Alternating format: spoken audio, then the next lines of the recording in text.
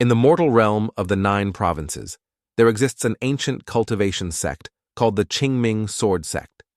Every 100 years, this sect produces a generation of powerful experts at the spirit transformation stage, integration stage, and even old monster cultivators at the tribulation level.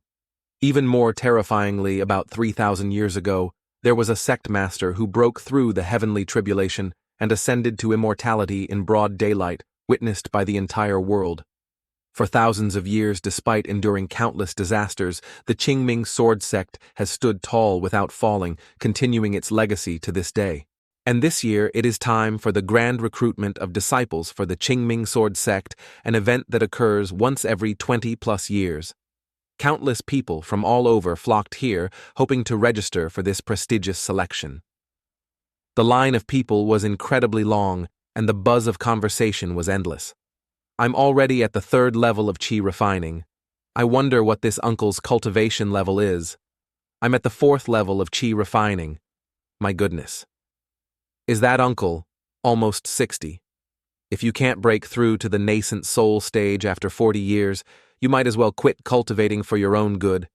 Hurry back to your hometown to raise pigs, lead buffalo, and farm fish and vegetables. Why bother competing here? What are you even doing here? The number of people registering to join was so large that the selection process had to extend late into the night. At this time, at the gate of the Qingming Sword Sect, 2 disciples were on guard. One turned to his junior brother and said, "Junior brother, I think the great matter of your life is about to be resolved." The junior brother was bewildered. "Why, senior brother?" The other laughed and replied, "You're really a fool. Just look at how many beautiful new female disciples there are. You just need to put in a little effort, and I bet many junior sisters will fall for you and form a connection."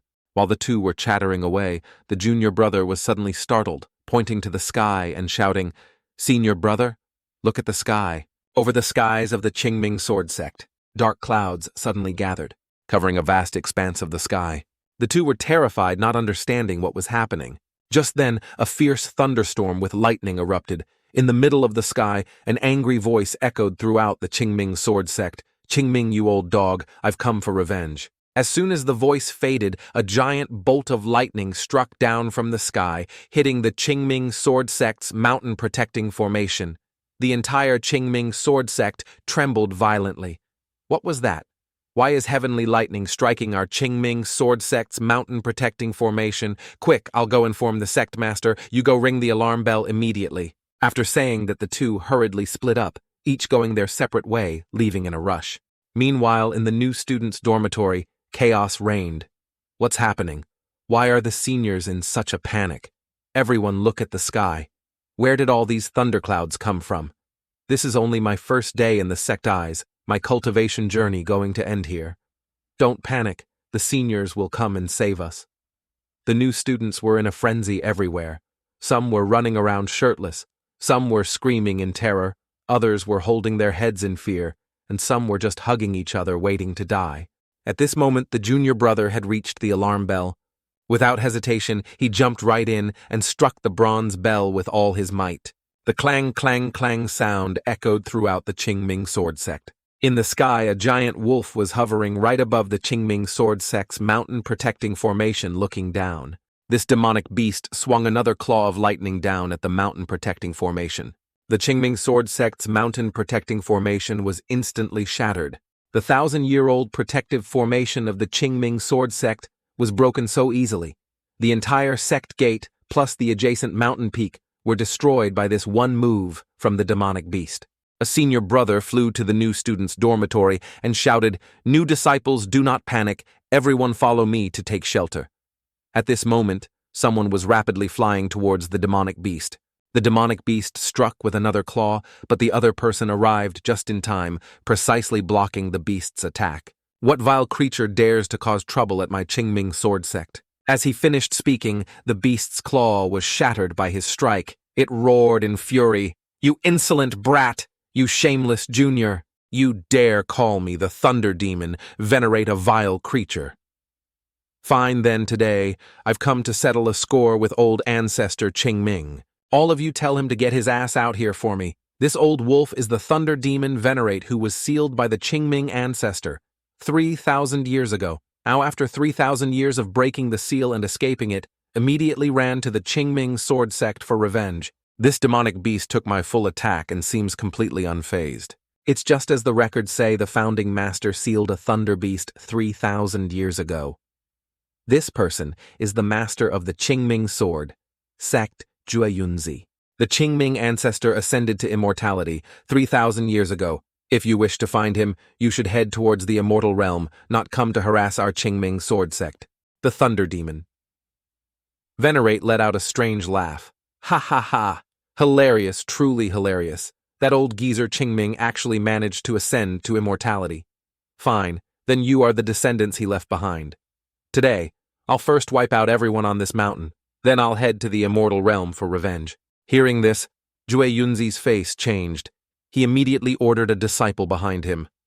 Go to the 7-star peak and ask the Grandmaster Uncle to come and assist. The disciple acknowledged the order and upon finishing his words swiftly flew away. This thunder beast has the bloodline of an immortal beast, originally on par with a Mahayana stage cultivator.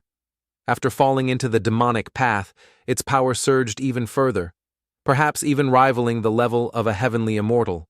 Although I am at the integration stage, I am still no match for this thunder beast. Right now, I can only stall it for the time being, buying time until Grandmaster Uncle arrives. A note for everyone, a cultivator's strength is divided into 9 realms: body refining, chi, refining foundation, establishment, golden core, nascent, soul spirit, severing, integration, tribulation, Mahayana, and after Mahayana is ascending to immortality. Although Jueyunzi's cultivation was no match for this demonic beast, he showed no fear, holding his sword tightly standing in front of the beast. You want to level my Qingming sword sect? Then you'll have to let me, Jueyunzi, test my strength against Senior Thunder Demon Venerate to see what this unparalleled cultivation is like. The Thunder Demon Venerate angrily roared, Die, you ants. Then it swung a claw towards Jueyunzi. Jueyunzi could only do his best to defend. A claw and a sword clashed with crackling lightning swirling around. The disciple from earlier was still flying rapidly towards 7-star peak to find the Grandmaster Uncle, as instructed by the sect master. 7-star peak, this mountain was quite isolated from the others. This disciple finally arrived. As soon as he landed on 7-star peak, he ran straight to the Grandmaster Uncle's room. Because of the urgency, there was no time for formalities. He knelt down directly and got straight to the point. The Qingming sword sect is under attack. The sect master sent me to invite Grandmaster Uncle to leave the mountain and provide aid.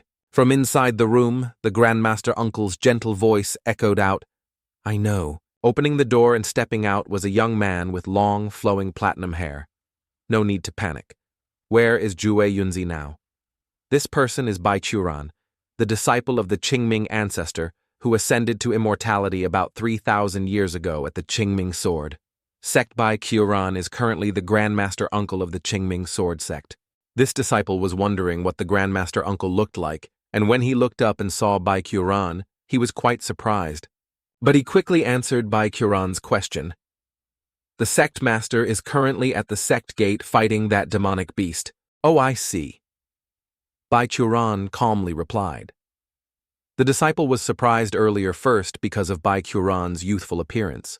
But what surprised him the most was Bai Quran's cultivation level.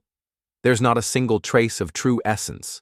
Grandmaster Uncle is only at the chi refining stage. He's only at the chi refining stage. Are you kidding me? What the why could this disciple see Bai Quran's cultivation level because he was at the foundation establishment stage 1 realm higher than Bai Quran? Chi refining stage. Isn't that the level even the kids at the foot of the mountain can reach? With the strength of that thunder demon Venerate, let alone a chi refining stage cultivator, even a nascent soul or integration stage cultivator would just be food for it. This disciple's eyes went white. His forehead dripped with sweat, and he looked at Bai Quran with utter disappointment. It's over, it's really over. Tonight is the end of the Qingming sword sect, DAMN, it all-seeing.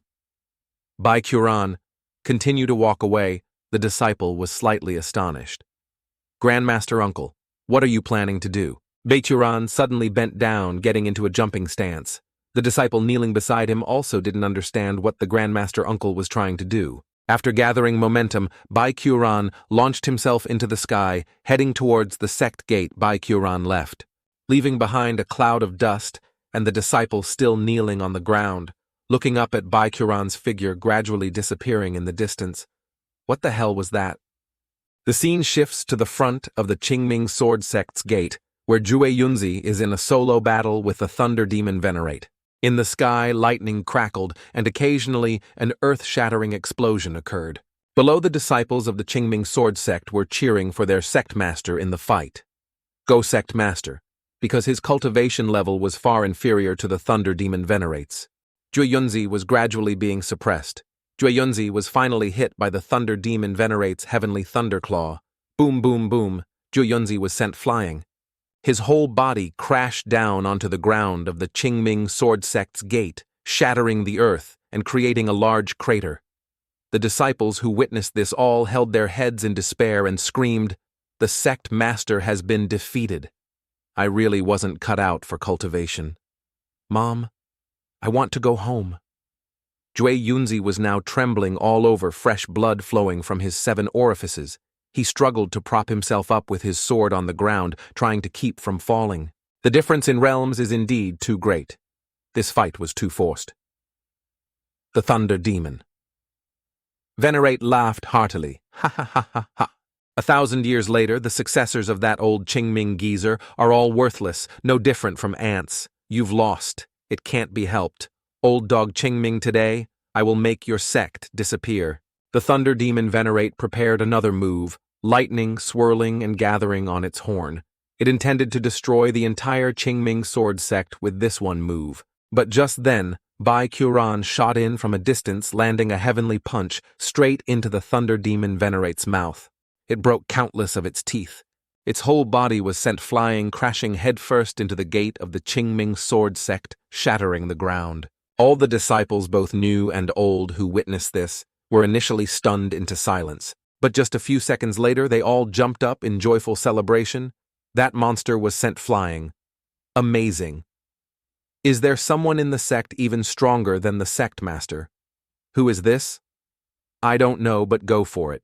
You're about to own that demonic beast. Turns out I am suited for cultivation after all. Bai Qiuran jumped down from the sky, landing in front of Jue Yunzi. Grandmaster Uncle, you've finally arrived. The Thunder Demon Venerate in the distance growled in anger.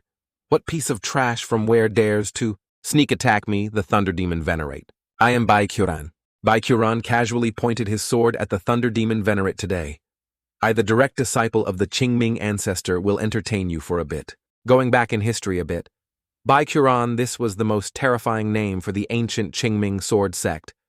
About 3,000 years ago, demons and devils ravaged the 10 lands of the 9 provinces, and the people lived in extreme misery, confusion, and fear. At this time, there was a man named Qingming Dao, who proudly took the name Qingming, and with just one sharp sword, he slew demons and exorcised ghosts, bringing a piece of peace to the 10 lands of the 9 provinces.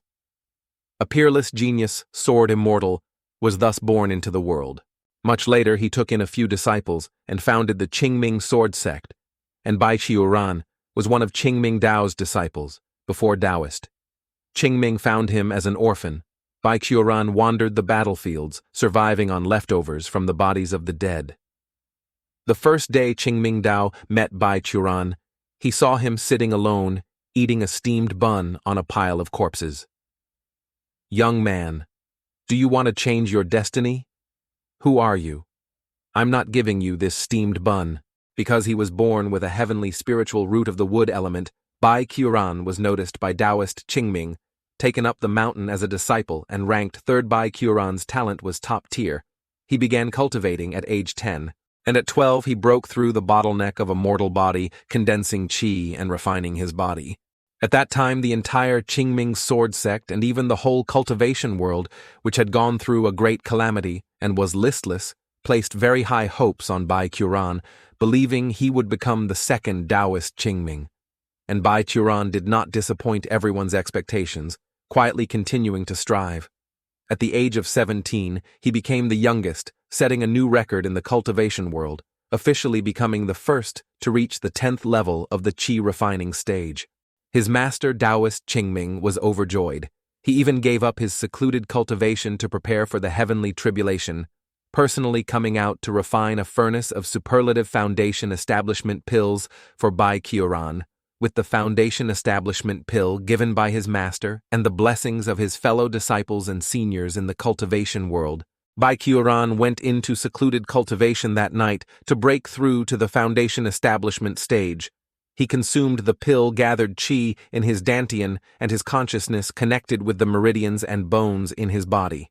3 days later, Bai Qiuran opened the door and walked out. Master Ai didn't break through. Bai Qiuran's face was radiant. He did break through, but he broke through to the 11th level of the qi refining stage. Taoist Qingming still tried to comfort Bai Qiuran. "Qiuran, my child, don't worry. There are many strange and wondrous people in the world. The qi refining stage can have up to 15 or 20 levels, but after breaking through, your future potential will be limitless. Good disciple, no need to worry. Just continue cultivating as usual." "Yes, I understand." Not long after Bai Qiuran's master, Taoist Qingming, successfully passed his tribulation and ascended to immortality, growing wings on the day of his ascension. 3,000 years passed, quickly. Bai Qiuran's senior brother became the sect master. Then he failed his tribulation and perished. Even the youngest junior sister, Lu Shizun, successfully reached foundation establishment and learned to fly on her sword. And Bai Qiuran, the disciple with the highest talent, successfully cultivated to the 66,664th level of the qi refining stage. To this day, even the child he brought back from the mountain over 700 years ago has become a great elder, and he is still working tirelessly, constantly striving to succeed in foundation establishment. Returning to the present after seeing Bai Qiuran appear, the Thunder Demon Venerate thought a worthless qi. Refining stage brat dares to talk big and receive me on behalf of Taoist Qingming. This made the Thunder Demon Venerate burst out laughing. "Ha ha ha ha ha ha. What are you talking about over there?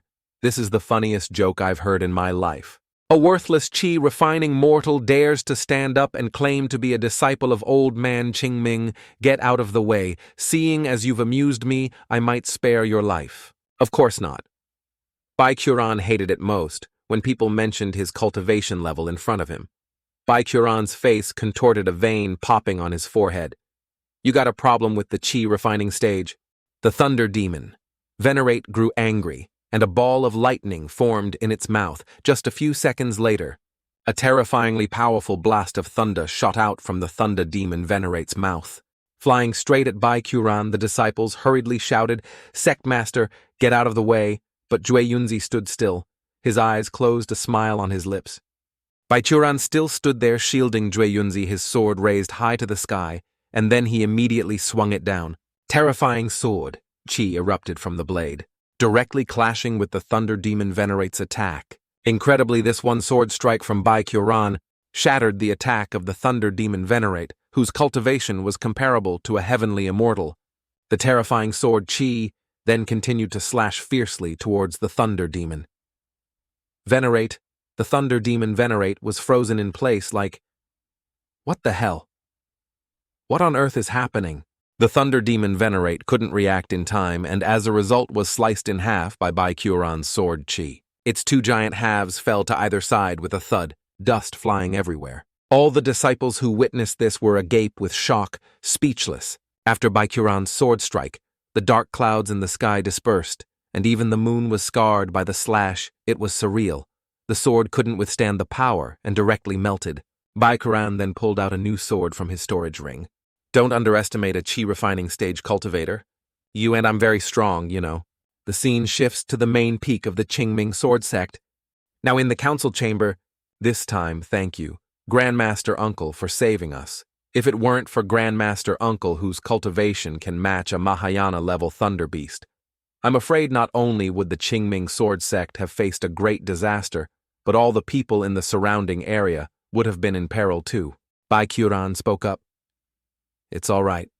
Master left behind a lifetime of disciples, and now I'm the only one left.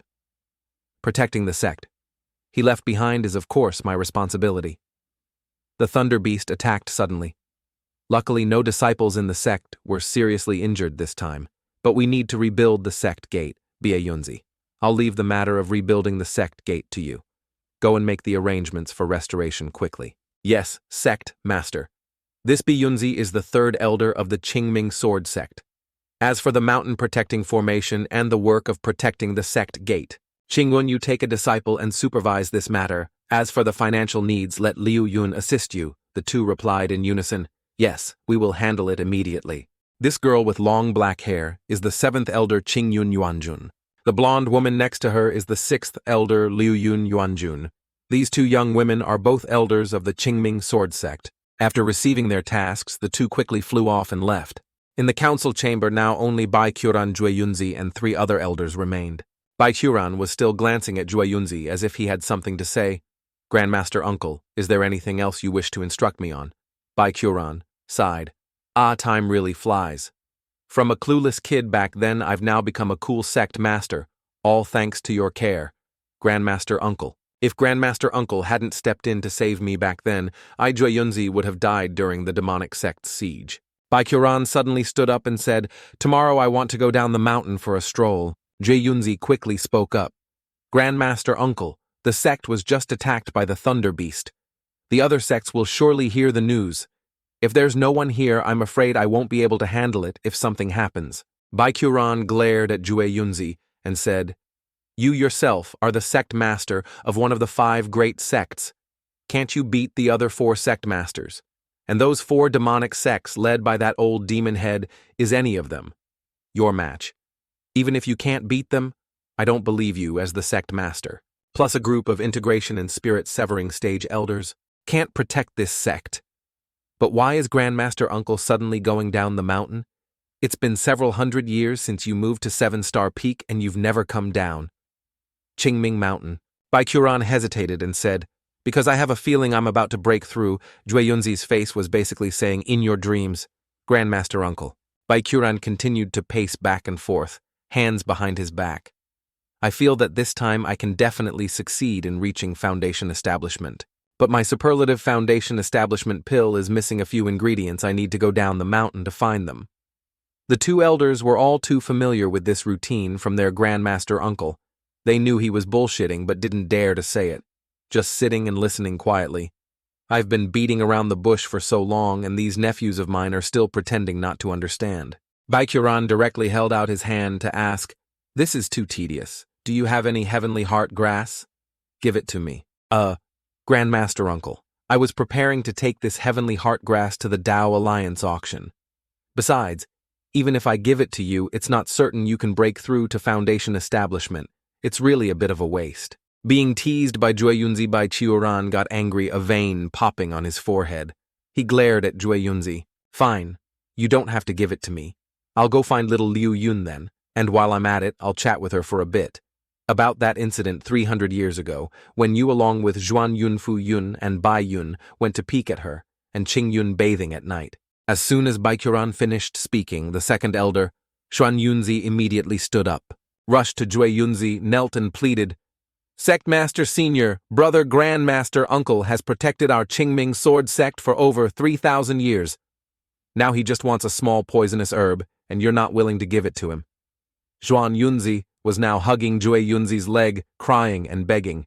The 4th elder, Fu Yunzi, also spoke up. That's right, we must respect our Master Grandmaster Uncle is our elder. If an elder needs something, we disciples must of course do our utmost to get it for him. That is filial piety towards him. Jueyunzi looked helplessly at Xuan Yunzi and Fu Yunzi. You guys? At this time, the 5th elder Bai Yunzi also spoke up, Sect Master.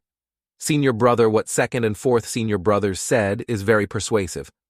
Besides, you were the one who led everyone that year. If Liu Yun and Qing Yun get angry, I'm afraid you won't live to see tomorrow's dawn. Thinking about Liu Yun and Qing Yun getting angry at him, knowing his life would be in danger, Jueyunzi broke out in a cold sweat on his forehead. He looked up fearfully at Bai Quran Grandmaster Uncle. Jueyunzi was cornered by the 3, and sat down dejectedly on the chair. The 3 of them looked at Jueyunzi very seriously, because if Bai Quran told the story of the 4 of them peeking at Liu Yun and Qing Yun bathing, the four of them would be dead for sure. Zhu Yunzi was pushed to the point where his eyes went white. Grandmaster Uncle, I am your junior disciple. Whatever you want, you can have it, of course. I will have someone bring it to you on 7-Star Peak. You can come and get it yourself. Who do you think you are to mess with me? You're still too green. At the main peak, a ground-shaking explosion occurred, and someone shot up into the sky from there. That was Bai Quran. Because he only had a chi refining cultivation, Bai Quran couldn't fly on a sword. Every time he wanted to go somewhere, he had to jump using the ground as a platform and his feet as a springboard. He would just jump and launch himself even faster than others who could fly. Having just swindled the heavenly heartgrass from Jue Yunzi, Bai Quran was in a very good mood, laughing gleefully in the sky suite. Everything is ready. Tomorrow I can go down the mountain. This time, I can definitely succeed in reaching Foundation establishment. Bai Quran had now returned to 7-Star Peak. He looked into his house and was a bit startled. Because someone was there, Bai Quran emotionlessly opened the door and walked in. Well, damn, thought it was. Someone else, turns out it's an old acquaintance. Bai Quran slapped his forehead and sighed. Ah, Xueling, it really is you. What brings you here to find me? Xueling looked at Bai Quran with no expression. After a moment, Xueling finally opened his mouth and said, Bai Quran, your great calamity is about to arrive. Bai Quran stared at Xueling with lifeless eyes as if to say, what the hell? The two stared at each other in silence for a long time. Bai Quran suddenly waved his hand and said, why did it have to be today of all days? All right, I get it. You can go now. After Bai Quran spoke, Xueling stared at him silently for an even longer time. Xueling then looked at Bai Quran with a weary expression and said, it's been over 3,000 years. Shouldn't you just give up? Bai Quran nonchalantly picked his nose, pretending not to understand. Give up what? I don't know what you're talking about. Xueling couldn't take it anymore and roared in anger. After all these years, you still can't break through to Foundation establishment. What the hell are you still cultivating for? Hurry up and die. Come with me to the Ghost Realm. As you've all seen, Xueling is from the Ghost Realm of the Underworld. He is a subordinate of the Yama Kings responsible for reaping the souls of the dead, also known as a soul-reaping emissary. Unless Xueling himself wills it, humans cannot see soul-reaping emissaries, not even those who have ascended to become immortals, except for this soon-to-be-dead Bai Quran. Although Bai Quran's strength is unparalleled and domineering in every way, even an immortal beast from the heavens could be slain with a single sword strike. His cultivation is still only at the chi refining stage. A normal chi refining cultivator, even if they live a long time, can at most live for around 300 to 400 years. In those 300-400 years, if they still can't refine chi into essence and break through to Foundation establishment, their mortal body will just wither away, and their soul will be reaped by a soul emissary to be reincarnated in the underworld. But Bai Quran is not like a normal chi refining cultivator at all. First, within Bai Quran's body, there is an endless amount of true chi protecting his physical form, which will absolutely never decay. Furthermore, it's because Bai Quran possesses a heavenly spiritual root of the wood element. His body can completely absorb the medicinal properties of pills, and the heaven-defying part is that he can use pills without limitation. The so-called immortal longevity pill, each time consumed, can increase one's lifespan by 5 years. But due to its medicinal properties, a user can only take it a few times before it loses its effectiveness. But Bai Quran doesn't have this limitation, so he relies on longevity pills to give himself an extra 3,000 years of life. Furthermore, Bai Quran and Xueling first met over 2,000 years ago. At that time, Xueling had just become a low-level soul-reaping emissary, and his very first soul-reaping mission was when Bai Quran's lifespan was about to run out for the first time. At that time, Bai Quran was trapped inside the ruins of a true immortal, unable to refine longevity pills to extend his life. Recalling that Bai Quran was in a state of excitement because he had never been to a place so full of spiritual energy. This feeling of cultivation, that's right. This is the feeling of wanting to break through. But just then, Xueling arrived from the Ghost Realm, appearing behind Bai Quran, just at the critical moment when it seemed he was about to break through to Foundation establishment. Xueling leaned in and whispered in his ear, Bai Quran, your lifespan is up. Come with me. And so, Bai Quran's momentum for breaking through to Foundation establishment was interrupted. Bai Quran angrily turned to look at Xueling. He was just cherishing the illusion of reaching foundation establishment only to be disturbed by some damn guy who appeared out of nowhere. So Bai Qiuran vented all his anger and frustration on Shui Ling, and so Bai Qiuran went all out and gave Shui Ling a beating he would never forget. That day, Shui Ling was beaten so badly by Bai Qiuran that he was unrecognizable. As a result, not only did Bai Qiuran escape the rule of becoming a ghost in the underworld, but he also ended up assaulting Shui Ling.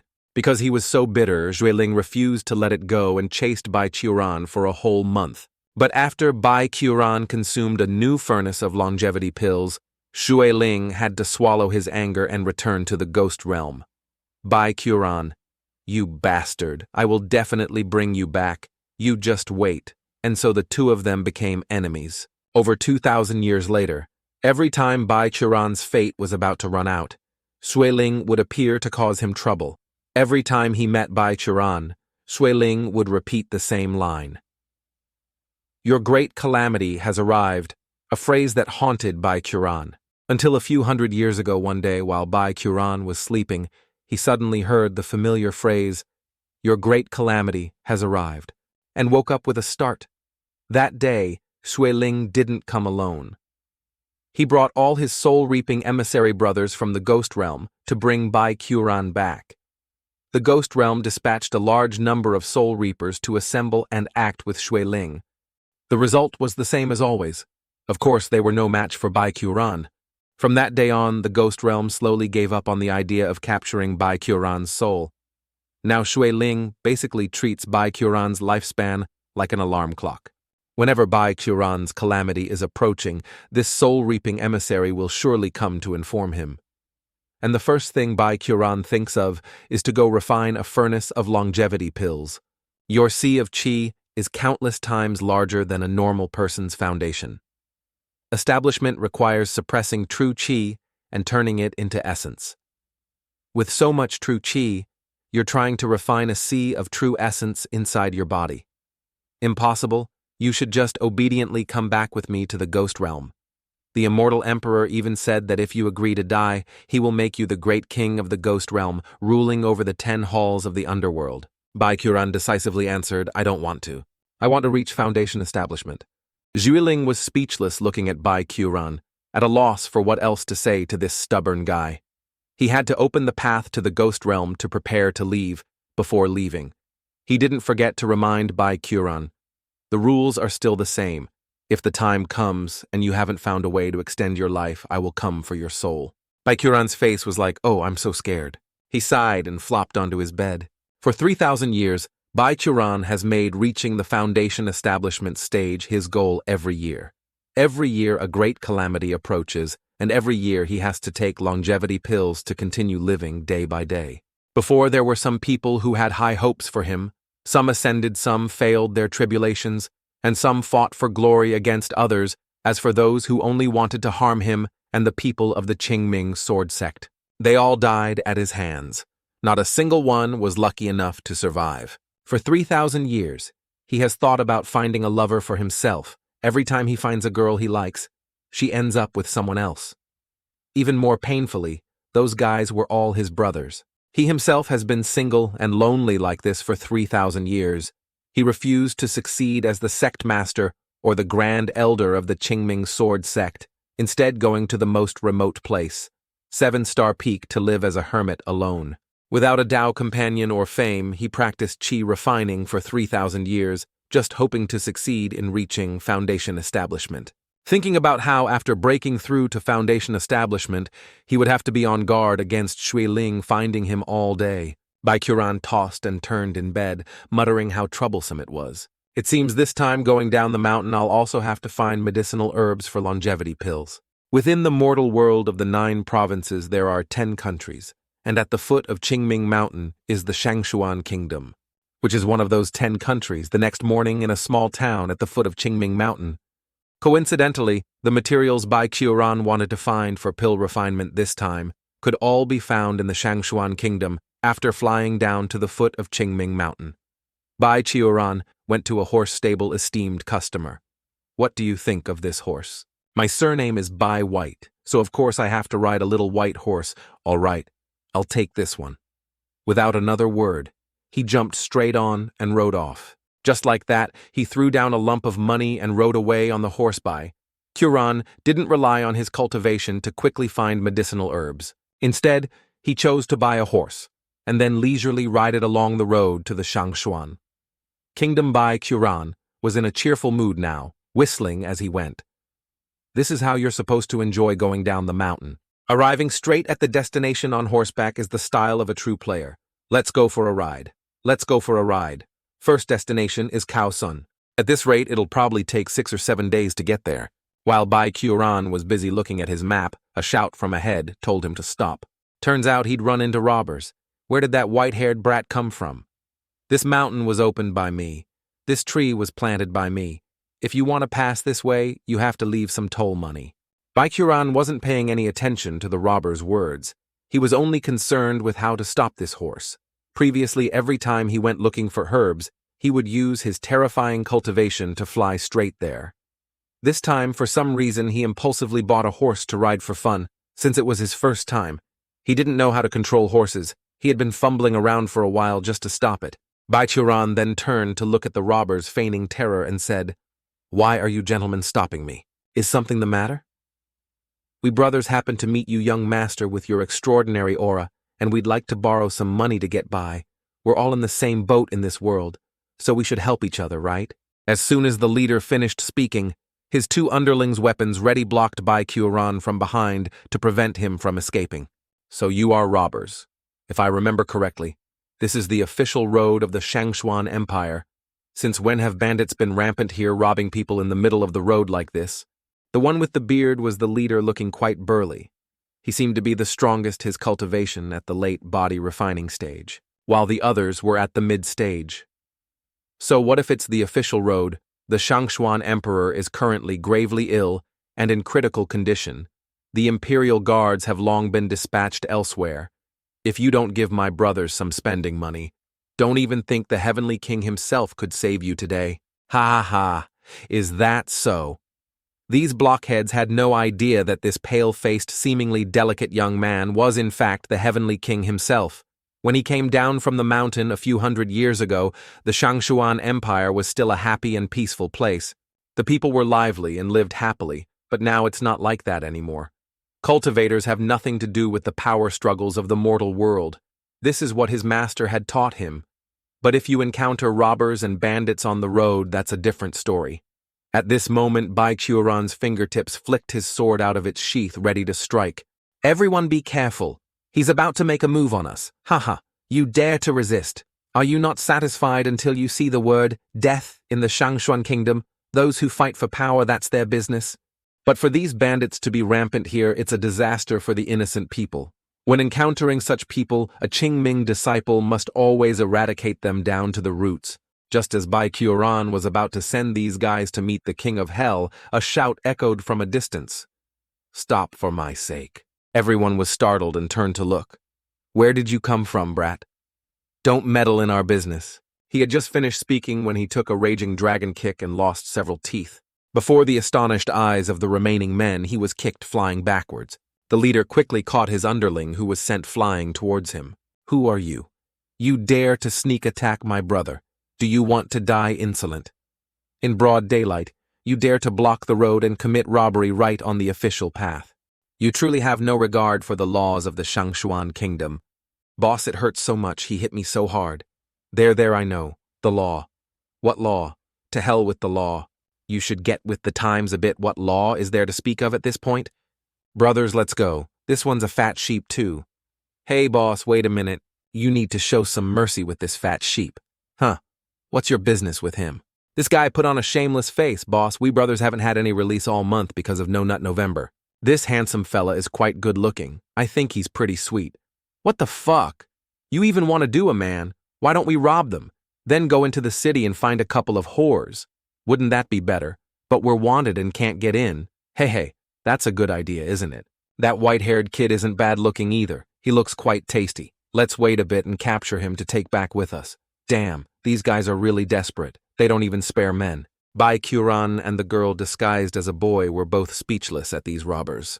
The leader was in a state of excitement, laughing heartily as he charged towards Bai Curon and the newcomer. Both Bai Churan and this girl could no longer tolerate these bandits, especially Bai Churan, who had remained a virgin for 3,000 years, now encountered bandits who wanted to violate him. How could he endure this rage? This girl in disguise was the first to draw her sword. With one slash sword, chi flew from the blade. She was also at the chi refining stage just like Bai Churan. The leader saw this and was startled with fear. A sword with true chi, but it was too late. He couldn't dodge, and with a silent cry of, "I'm in danger," he met his end. "Oh, so you're also at the chi refining stage like me? Like hell we're the same. Who the hell has a heaven-defying chi refining stage like you?" The underlings behind them were also startled and cried out in fear. True chi, he's a chi refining cultivator, run. Run now before things get worse. The four of them dropped their weapons and ran for their lives. This young lady, however, did not chase them to kill them all. She sheathed her sword and let the four men escape. Bai Churan quietly watched the four robbers run into the distance. From the very beginning, Bai Churan had no intention of sparing any of them. He immediately swung his sword. The terrifyingly sharp sword, Chi, chased after them. In just a moment, they were sliced in half by Bai Churan's sword. Some surrounding trees were also accidentally cut down, falling to the ground with a crash. "Thank you, brother, for your assistance. I still don't know your name." The brother in Bai Churan's eyes turned and glared at him. They were already running away. "Why did you have to chase and kill them all? You let them go today, but tomorrow or later, they will forget their fear and continue to harm people. At that time, will they spare the innocent?" Seeing that Bai Churan made a good point, she fell silent, looking at him for a long time without saying anything. Bai Churan sensed the tense atmosphere and clasped his hands in a bow, starting a conversation. "I am Bai Churan. May I ask for the esteemed name of this brother? With your strength, you didn't need my help at all. I was the one who meddled in your affairs. No, strength is not important in my eyes. What's important is that this brother, though just a passerby, is very righteous. I should be the one to treat you to a drink." She was still angry at Bai Churan for chasing and killing them all, so she didn't answer. After a while, she finally answered. "My name is Tang Wei. Well, brother Tang, do you know if there's a tavern nearby? I haven't even agreed to have a drink with you, and you're already asking if there's a tavern. Looking at the map, there's a small town over here." Tang Wei behind him was exasperated with Bai Churan. "Wait a minute, I never agreed to have a drink with you." And yet, in the end, the two of them entered a tavern. "Swoosh, brother Tang, let me treat you to a drink." The two were now sitting in the tavern. Bai Churan drained his cup in one go, while Tang Wei closed her eyes and forced herself to finish it. For hundreds of years he had been practicing alone on the mountain, not talking to anyone, so Bai Churan was in a very cheerful mood. "Damn, this is spicy. So spicy. What's so easy to drink about this stuff? Why do all men like to drink this? Brother Tang, this is your first time far from home, right? You don't have to drink so much. The most important thing about drinking is the mood. Getting too drunk will only ruin things, and it's not good for your body either." On this point, Bai Churan was absolutely right. Pay attention, drinking should be done in moderation, especially when you're drunk, don't drive. Hearing Bai Churan say this, Tang Wei cursed silently in her heart. "If that's the case, why the hell did you drag me here to drink?" Tang Wei choked on the alcohol, coughed a few times, and said, "If it weren't for you, brother Bai, I wouldn't even touch this stuff today." Bai Churan continued, "Don't you feel that meeting a like-minded person and sharing a drink is a joyful thing to be savored? Time is very tight for me. I still have important business to attend to." "I have important business too, and it's quite urgent. It also concerns my life, but over 1,000. He was about to say over 1,000 years, but Bai Churan immediately corrected himself. "But recently I've come to a realization. The path of life doesn't need to be so rushed. Enjoying the delicacies of life is what makes it meaningful, so even if I'm in a hurry now, I'm not anxious at all." But inside, Bai Churan was laughing to himself. "After all, the soul-reaping emissary can't beat me. Who could possibly take my life?" Tang Wei cursed silently in her stomach. What urgent life and death matter? "You don't look like you're in a hurry at all," Bai Churan continued to ramble on. "This time, I'm mainly going to pick some rather important medicinal herbs. The location is inside Mang Mountain in the center of the Shangshuan Kingdom. What a coincidence the place I'm going to is also Mang Mountain. Oh, what perfect timing. We are truly fated to meet." Tang Wei suddenly looked at Bai Qiuran seriously and said, "There's something I must remind you of. Recently, demons have been appearing in that mountain area, frequently devouring living people. Many nearby villagers have been killed by it, and even martial arts masters have suffered heavy casualties. Demons are rampant in Mang Mountain. The 9 provinces are under the jurisdiction of the Great Cultivation Sect, the Qingming Sword Sect. With demons causing such chaos in the world, why haven't they sought help from the Qingming Sword Sect?" The Qingming Sword Sect. Mentioning the Qingming Sword Sect, Tang Wei became angry. "Do you know why the Shangshuan Kingdom and its people are living in such dire straits right now? It's all because the Shangshuan Emperor and the other princes believe the state preceptor's temptations, single-mindedly seeking longevity and neglecting the country. And that state preceptor of the Shangshuan Kingdom was sent by the Qingming Sword Sect." Bai Qiuran was a little startled. Something like that happened, but he also thought to himself, "I can't just take his word for it. It seems I should take a detour to the capital of the Shangshuan Kingdom to see for myself. Regardless of whether it's a disciple causing trouble outside or someone borrowing our name to deceive others, I cannot let my master's efforts be shamed." Bai Qiuran raised his wine cup again. "Anyway, let's not talk about these headaches anymore. Brother Tang, if your destination is also Mang Mountain, then let's travel together as friends. It would be good to help each other out. What do you think?" "All right. Then after we eat, we'll set off together." "Hey, Brother Tang, wait for me." Bai Qiuran was now struggling with little Bai White, because it kept running around east and west, refusing to listen to him. "Hey, little Bai, this way, good little horse, please listen to me for a bit." A peerless expert, yet so helpless against a horse. Tang Wei saw this and was speechless, having nothing more to say to this weirdo. Tang Wei sarcastically said to Bai Qiuran, "Seeing you pull a horse out, I thought you knew how to ride. I didn't expect that with your high strength. You don't even know how to ride a horse. Before I always just walked when I went out." Tang Wei looked at Bai Qiuran with a confused expression. Then why did you buy a horse? Too much money and nowhere to spend it." Bai Qiuran was still struggling to pull the horse towards Mang Mountain.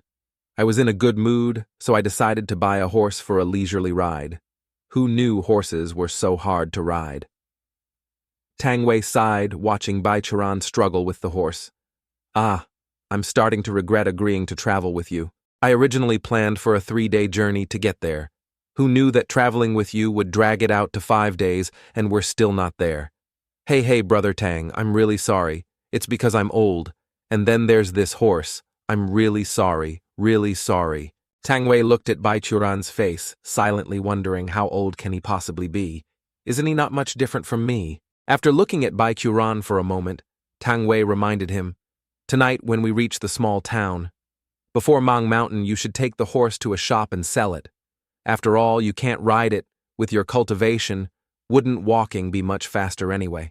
That sounds very convincing. Hurry up. It's getting dark. Hey, Brother Tang, slow down a bit. Wait for me. Sigh. If we can make it to the Mang Mountain town before dark, we should really thank the heavens. And yet by evening, the two of them still managed to reach the Mang Mountain town. "First, let's find an inn. I'll go and inquire about the demons in Mang Mountain." "Okay, Brother Tang. I'll order some wine and meat." "Esteemed customer, you want to ask about the demon situation in Mang Mountain. Lately, that story is very well known. I heard that in the nearby villages and towns there have been murders. Those demons move extremely fast. Outsiders can only see a black shadow flash by. As for the victims, only a few mutilated body parts are left. It's extremely tragic. There have been groups of martial artists who gathered to fight them, but none of them ever returned. We can only hope that the immortals, the masters on the mountain, can do something about it. Otherwise, we won't last much longer by then. In this whole area, I'm afraid no one will dare to live here anymore." Tang Wei looked at the shopkeeper with a sharp gaze and said, "We don't need them to act. We mortals can handle it ourselves. Young master, are you planning to go exterminate demons?" The shopkeeper then pointed to a few people around and said, "The demons out there are very dangerous. If you go alone, it's like suicide. You could negotiate with those martial artists over there. They travel the world for profit. If you, young master, offer a bit of money and add in the fame of being a great demon-slaying hero, they will agree to go with you." Tang Wei turned to look at the drunken martial artists who were dead drunk and laughing merrily and felt utterly dejected. Hiring this lot would just get us all killed. What's the use? So the government here hasn't announced a bounty for demon extermination. A bounty for what? Right now, His Majesty, the Shangshuan. Emperor's life is hanging by a thread. He has no time to care about small lives like ours. The government's money is all being used to make offerings for the state preceptor's pill refinement. They're too busy squeezing the common people dry. How could they spend money to hire people to fight demons? Sigh. We've long since lost all hope in the government of the Xuan Kingdom. Having gathered some information, Tang Wei now wore an expression of indignation, angry at the ruling system of the Xuan Kingdom. She returned to the table with Bai Qiuran. What's wrong, Brother Tang? You don't look so good. Is that demonic beast very powerful? Very powerful. Bai Qiuran, tomorrow after I take you to the horse market to sell the horse, we'll go our separate ways. Why I want to go to Mang Mountain too? Because I have to take care of important business. You go on ahead. Bai Qiuran. Listen to me. After you've picked your herbs, you should leave quickly. The demons in the mountains are extremely dangerous for martial arts masters like us. If you have no business with them, don't provoke them. It should be the other way around, actually. Bai Qiuran is very dangerous to the demons in the mountains. Seeing Tang Wei advise him so carefully, Bai Qiuran could only mumble an agreement. If Brother Tang says so, then I have no other opinions. Brother Tang, it's been a pleasure to meet a friend like you on this trip. I'm very happy. After speaking, Bai Qiuran picked up 2 cups of wine, handing one to Tang. Wait, come on, Brother Tang, take it, swoosh. I toast you, Brother Tang. I wish you smooth sailing. Yes, and I wish you smooth sailing too. The two of them drank several liters of wine like that, only returning to their rooms to rest late at night. Early the next morning, Tang Wei took Bai Qiuran to sell the horse. Little bye-bye, my dear, see you again. Brother Tang, you really don't want to go up the mountain with me. I still have some business to take care of here. First, Brother Tang, if we're fated to meet again, be careful on your journey. And so, Bai Qiuran and Tang Wei went their separate ways. Bai Qiuran headed straight into the depths of Mang Mountain, while Tang Wei decided to stay and gather manpower, wanting to exterminate the demons to protect the people. After parting with Tang Wei, Bai Qiuran headed into Mang Mountain alone. Although rumors said the mountain was home to 4 vicious demons and many fierce wild beasts for Bai Qiuran, these were absolutely nothing to worry about. The ones who should be worried are these demons. If they were unlucky enough to meet Bai Qiuran, their fate was sealed if a normal qi refining cultivator were to use a foundation establishment pill to break through, they probably wouldn't be able to withstand its medicinal power, and their body would directly explode and die. But Bai Qiuran's foundation establishment pill had long since transcended the normal pills of the cultivation world. Because it was enhanced with so many bootleg additions, it had completely changed, transforming into a demon-modified foundation establishment. Pill, although Bai Qiuran was not at the foundation establishment stage, had no true essence, couldn't form a nascent soul, and couldn't let his primordial spirit leave his body in 3,000 years of continuous training, Bai Qiuran's spiritual sense had become absurdly powerful. His spiritual sense could even manifest attacks from thought alone, making it even more terrifying than that of a normal immorta. Furthermore, thanks to his terrifying spiritual sense, he even encountered a giant black snake about to become a demon deep in a ravine. This snake had eaten human flesh before and wanted to swallow him, but he killed it with one palm strike, conveniently obtaining a high-quality inner core. Haha, not bad. Just the right herb to increase the potency of my foundation establishment pill. Found it. This is the last herb for the foundation establishment pill. If my foundation establishment pill didn't require such obscure ingredients, which even the sect doesn't have in stock, I wouldn't have to run all the way to this mountain lake to pick herbs. Finally done. This time, the ingredients for the foundation establishment pill are all gathered. I need to go find the ingredients for the longevity pill. Mentioning the longevity pill. Bai Qiuran thought of Weakling and got angry. Why is it that other people after living for 3,000 years can jump out of the 5 elements and live a long carefree life? I've lived for over 3,000 years, and every year I have to be missed by a soul-reaping emissary. It's truly unfair. You act as if everyone can become an immortal, living a carefree and long life. You just eat your longevity pills, which is no different from being immortal, except you can't fly on a sword well. I should still refine the longevity pills, otherwise I'll have to cause another ruckus in the underworld. Master is probably in the immortal realm now. I can't act rashly. If I happen to affect my master's future, it would be bad. Next, I should go collect the herbs for the longevity pill. Wait. Before I go, there's one thing I must take care of. Inside Mang Mountain, there are demons causing chaos, devouring living people. The disaster for the common folk is immense. As a member of the Qingming sword sect, no matter how others view the sect, I cannot just stand by and watch. Baichuran immediately used his terrifying spiritual sense to sweep across the entire Mang Mountain. His spiritual sense shot out just like that. Searching every nook and cranny of Mang Mountain, found it. The first time I caught it with my spiritual sense, I could tell this demon had just finished a hunt. It's on its way back to its lair, but it doesn't seem to match the rumors. They are not greedy at all. For several days, it has been waiting in its lair, digesting its prey first, and has not gone out to attack others again. Wait, what's this down here?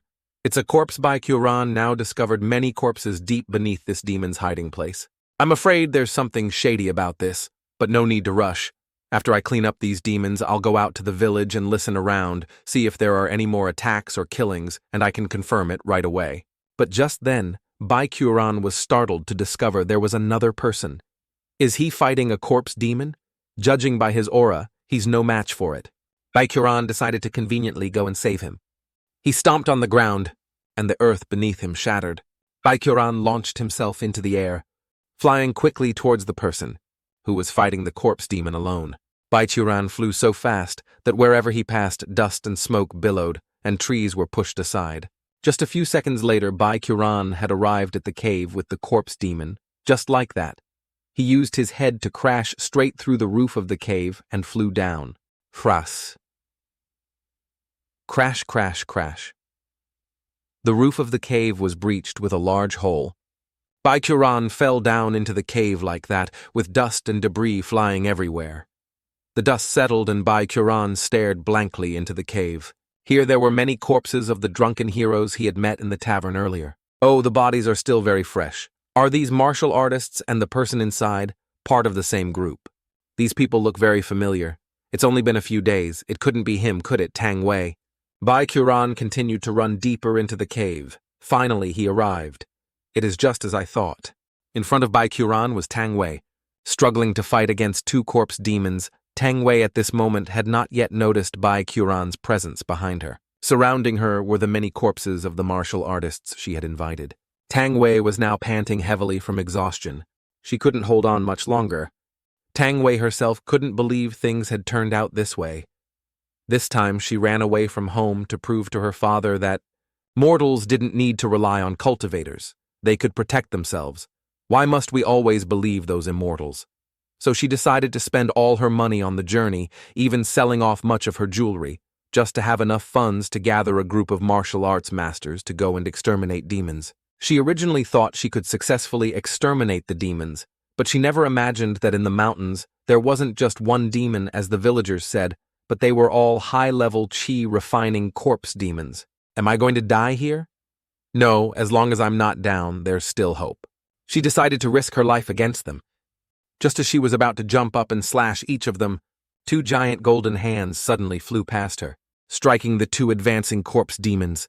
Just like that, these two corpse demons were sent flying backwards by the hands, screaming miserably. Immediately after, there was an earth-shattering explosion that directly killed these two corpse demons right in front of Tang Wei.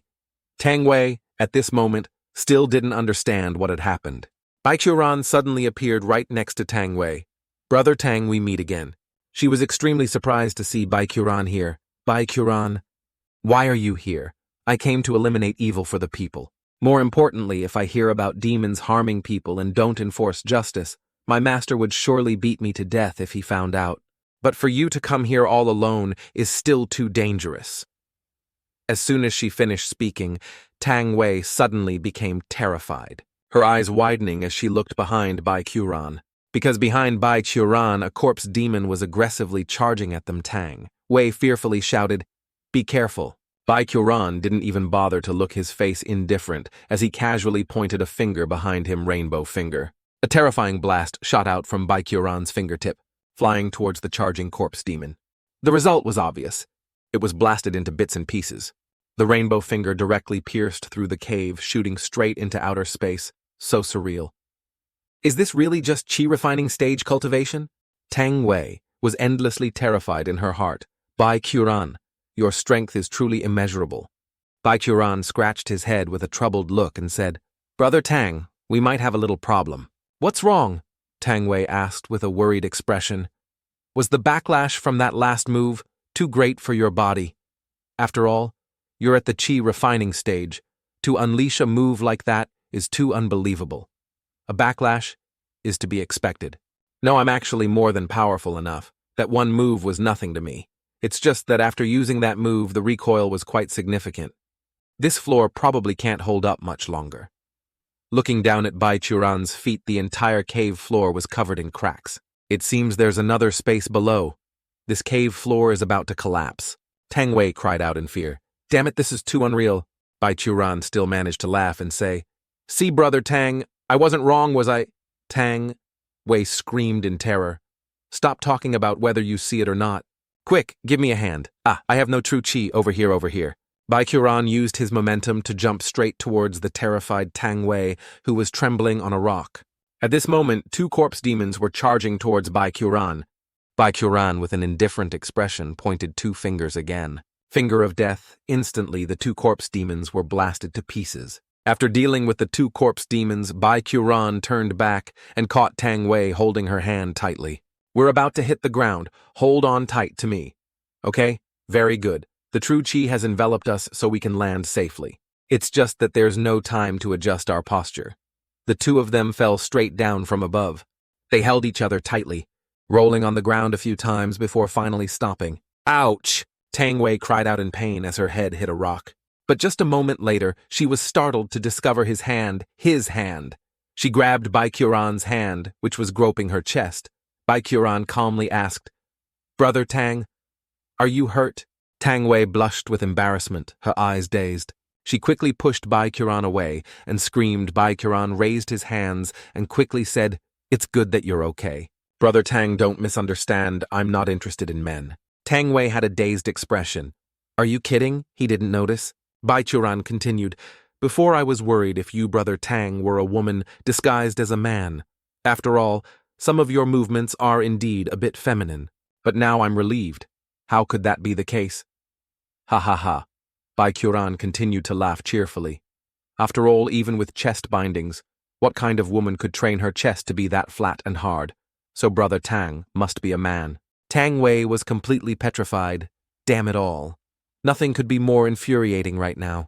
Although her true identity wasn't discovered by that Bai Quran, why did she feel so angry? Why do I feel so bitter? Bai Quran acted as if nothing had happened. Brother Tang, let's go! Tang Wei was furious, but couldn't say anything. She looked at Bai Quran with a pouty face. Go where? To deal with the main bodies of these demons. What do you mean? Weren't those corpse demons the real demons? That's not their main body, it's just one of the parts they created. Go a little further and you'll see the thing lying underground is its core. Look closely. Bai Quran raised the ball of light in his hand and threw it high up. The light, like a miniature sun, spread out all around. So bright! The glare made Tang Wei cover her eyes. But at that moment, she was stunned by what she saw in the distance. Tang Wei gasped in horror. What on earth is this? It's disgusting and nauseating. In front of Bai Quran and Tang Wei was a giant reddish monstrous beast with a disgusting format. Its feet were countless skeletons of dead bodies. Bai Quran explained, This is a type that originates from a female corpse specializing in absorbing dense yin and resentment energy, then giving birth to ghouls. We usually call it a corpse mother. Considered a high-level corpse entity, but it's very strange. Only in cases of large-scale death can this type of monster appear. Why would this kind of monster be in this desolate and empty mountain forest? Tang Wei looked at the monster and cried out in fear. After a moment, she thought, It seems to want to attack us. The corpse mother turned and saw Bai Quran and Tang Wei, its eyes suddenly turning fierce. Immediately, a small corpse demon emerged from its belly. The small demon was slowly pushed up from its stomach to its throat. Finally, it began to slowly emerge headfirst from the corpse mother's mouth. The sight was disgusting and horrifying. It's recommended not to watch this while eating. The corpse demon fell from the corpse mother's mouth to the ground. Its body was slimy and disgusting. After a moment, it began to slowly get up, raised its head to look at Bai Qiuran and Tang Wei, then suddenly growled angrily at them. Bai Qiuran also felt disgusted seeing its appearance. It's both dirty and horrifying. This kind of monster, I really don't want to touch it. The corpse demon now began to charge frantically towards Bai Qiuran, and Tang Wei Bai Qiuran's face remained calm. He immediately shot out a palm strike central focus palm. The monster was instantly sent flying. Bai Qiuran's palm strike directly turned it into a pile of ashes. The corpse mother's body was also directly hit, pierced by Bai Qiuran's palm strike, leaving a large hole through it from front to back. Seeing it was in danger, the corpse mother continued to produce more corpse demons. Tang Wei's face was filled with fear. In just a moment, it's produced so many. The corpse mother was now continuously spitting out disgusting corpse demons from its mouth. Tang Wei felt even more terrified. Enough, doesn't this corpse mother have a limit? Why does it give birth to so many? Bai Qiuran continued to explain. Normally, for self-defense, a corpse mother can turn all the corpses within a certain range into corpse demons. Tang Wei asked worriedly. Then what should we do now? At this rate, will you have enough true qi? Asking if he has enough true qi is asking the wrong person. The one thing Bai Qiuran is not afraid of is running out of true qi. Bai Qiuran gave a cruel smile. No problem. We just need to destroy both the corpse demons and the corpse mother at the same time, and it'll be over. At this moment, the last of the corpse demons finally moved, all of them charging towards Bai Qiuran at once. Tang Wei watched the speed of the corpse demons with fear in her heart. So fast. Compared to the previous ones, these must be much more formidable. Bai Qiuran suddenly raised 2 fingers. Lightning immediately appeared from somewhere at the tip of her fingers, and in Bai's eyes, Bai Qiuran at this moment looked like an ancient thunder god, one-way lightning seal. Lightning erupted from Bai Qiuran's body, shooting outwards, straight towards the corpse demons. Just a moment later, the terrifying lightning instantly tore apart all the corpse demons charging at Bai Qiuran, turning them to ash. The corpse mother's face was filled with terror. It had messed with the wrong person.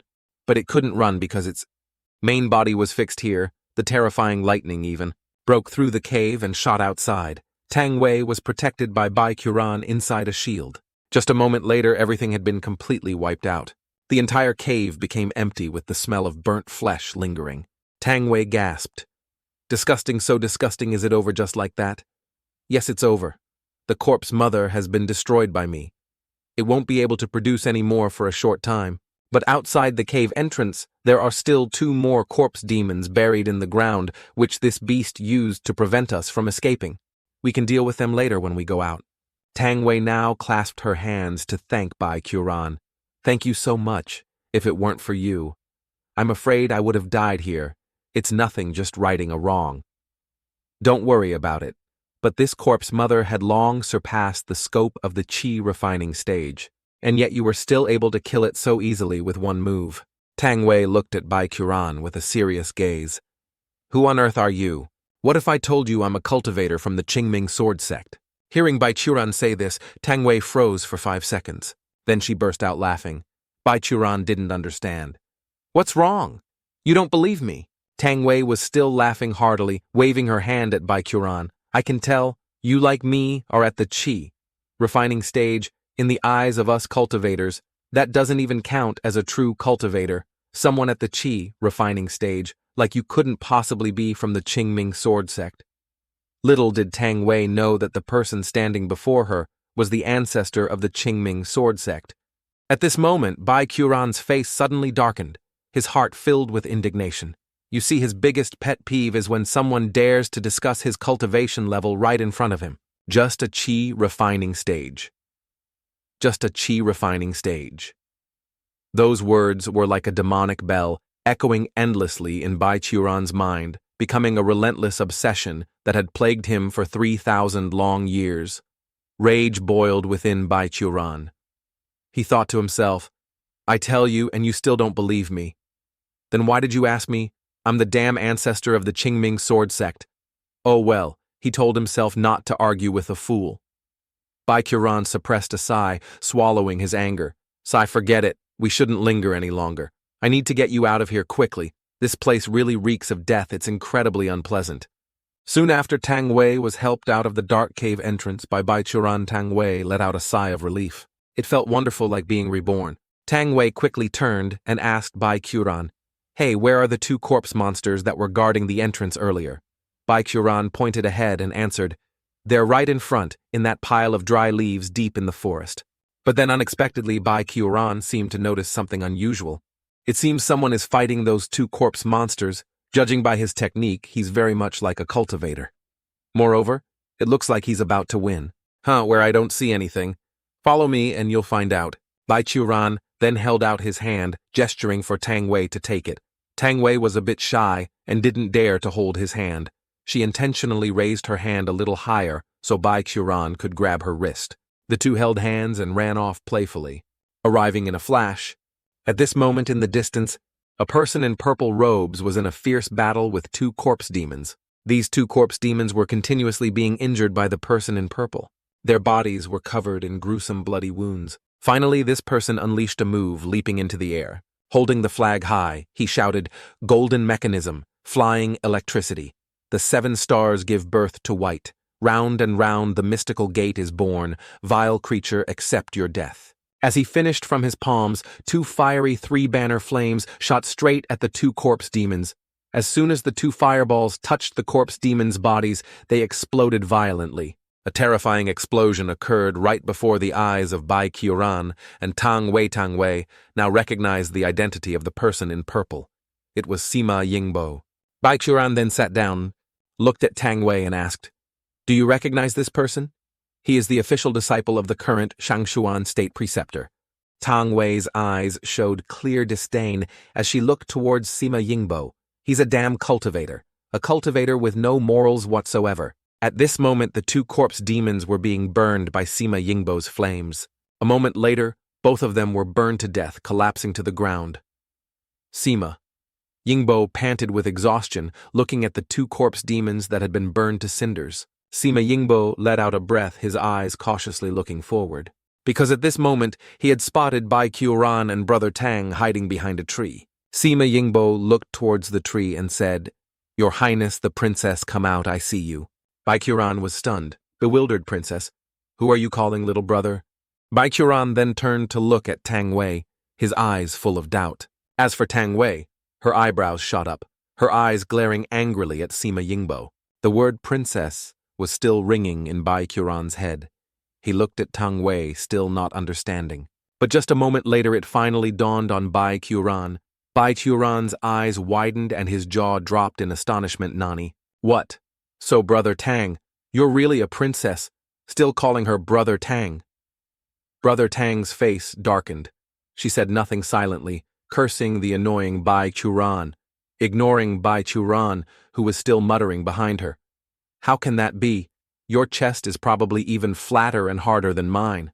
Brother Tang frowned, looking at Sima Yingbo and coldly asking Sima Yingbo, "What are you doing here?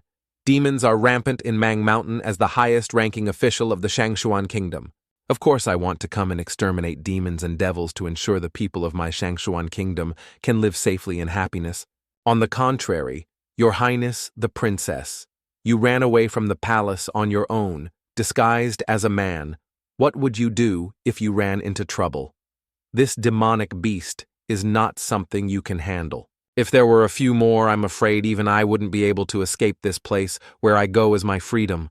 I don't need you to ask. And I don't need to explain to you, but in half a month it will be the Zhuan Kingdom's heaven-worshipping grand ceremony. His Majesty has ordered us officials to go out and find the princess, and we must bring her back to the palace. Princess, please be considerate of your father, the Emperor, and us servants. I will return, but not with you, Sima."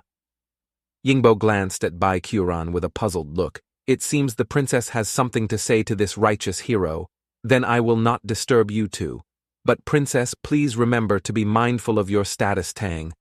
Wei angrily turned her face away, huffing, "I don't need you to remind me." Sima Yingbo turned to Bai Churan, clasped his hands in a bow and said, "My apologies. Her Highness the Princess is a bit stubborn. Please, righteous hero, don't mind her." It's all right. In that case, I will take my leave." "Please take your time talking," after saying that he flew off and disappeared. Bai Churan and Princess Tang stood in silence for a long time. Her Highness the Princess finally spoke first. Baikuran, if you have any questions, just ask. Baikuran's eyes scanned her from top to bottom, his gaze lingering on the princess's chest for a long, long time. Baikuran, with a very serious expression, asked, Brother Tang, are you really a princess? What the fuck? The princess's face darkened. Horrified, shy, ashamed, overjoyed, like mad. Shouldn't you have those kinds of expressions when you realize your companion is a woman disguised as a man? Why are you of all people still doubting its authenticity? Princess Tang puffed out her chest hands on her hips and replied, Of course it's real. But Baikuran still couldn't believe it was true, because he had squeezed it before, and there was really nothing there. In the end, he had to set aside his doubts and accept this bitter truth. Baikuran then changed the subject. About that master of Sima Yingbo just now, is he someone sent by the Qingming sword sect to the Shangshuan kingdom? But looking at his techniques, not only do they lack the righteous qi of the Qingming arts, they even have a hint of demonic evil. How would I know those cultivators, besides coming down the mountain to take disciples, basically have no interaction with us? Everything we know about the Qingming sword sect comes from ancient texts. Then I'll find the answer myself. Brother Tang, I have just one more question. What is your real name? Tang Wei still tried to puff out her chest, acting feminine, and brushed her hair, replying, I am Tang Ruowei. Ruowei? That's a very nice name. Regardless of your gender, you are my friend. I befriended you not because of your gender or status, but because of your courage when you drew your sword to help me. In the future, if you encounter any difficulties, I Baikuran will do my utmost to help. Ruowei asked in surprise. You've found all the herbs, aren't you going back? No. I've only found enough for one portion of the medicine. My great calamity is approaching. I need another portion of herbs from the outside to extend my life. Next, I also plan to head to the Zhuan Kingdom's capital. There are a few herbs I need to find there. Besides, I'm also somewhat interested in that state preceptor from the Qingming sword sect. So we're heading the same way again. In that case, let's switch things up this time. I invite you to travel with me as a friend. What do you say? Ruowei cheerfully extended her hand to invite Baikuran. For a long stretch, no one spoke. Baikuran and Tang Ruowei traveled together to the Shangshuan kingdom, then parted ways. Baikuran, however, went on his own hiding within the cultivator market in the capital. Baikuran was now in the Shangshuan kingdom at the cultivators market. Something must have happened. Baikuran frowned, stroking his chin with a thoughtful expression. It's really puzzling. This is the last medicine shop, and I never expected all the materials I need to buy would be sold out. These obscure herbs besides me only. Only those demonic cultivators who pursue potent pills would buy them in large quantities. Could it be that there's a group of demonic cultivators gathered in the Shangshuan capital? Before leaving the mountain village, I heard something. While I was monitoring the corpse mother's lair, people nearby were still being harmed with large amounts of fresh blood being taken from the dead. Baikuran then remembered Taoist Qingming's words, Quran, the day will come when I am no longer in this world. Protecting the righteous path will be your responsibility. I am a member of the Qingming sword sect. How can I just stand by and watch? At this moment, the scene shifts to a tavern somewhere in the Shangshuan kingdom. Waiter, I'll take your highest room. The one buying the room was Baikuran, esteemed customer. Your room is this way. All right, go get me a bottle of your finest wine. Baikuran opened the door to his room, looking straight into the distance, where the Shangshuan Imperial Palace was located. All right, let's begin. His powerful spiritual sense immediately spread out. First to scout the Imperial Palace, especially that guy named Sima Yingbo. In the Imperial Palace, the Emperor was reading memorials, and Sima Yingbo was meditating. At this time, there was almost nothing suspicious. But then Baikuran was startled. His spiritual sense had accidentally swept over Tang Ruowei, catching her in the act of stuffing 2 silicone pads into her chest. Ruowei confidently looked in the mirror, thinking, this size should be enough, right? What did Tang Ruowei just hide inside her chest? Could it be that the Shangshuan royal family's immortal resources have all been swindled by that demonic cultivator? So Tang Ruowei is secretly hiding dry rations there. Damn, that's a wild thought. All right, that's not the point. First, I should look for some clues. Baikuran continued to expand his spiritual sense, searching for clues throughout the Shangshuan kingdom. Many scenes from the Shangshuan kingdom appeared: an old man sitting and drinking, a dog barking woof woof. There was someone selling freshly baked peanut cakes, a butcher talking to someone, so much useless information. Baikuran continued his search. At this moment, he saw two soldiers grabbing a child, the son of that woman.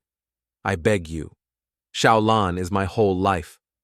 Please spare him. I'll be your ox and horse anything. This woman was trying to hold on to the soldier's arm. A few people nearby were gossiping about her. Sigh. She's really pitiful. So young and already has a child.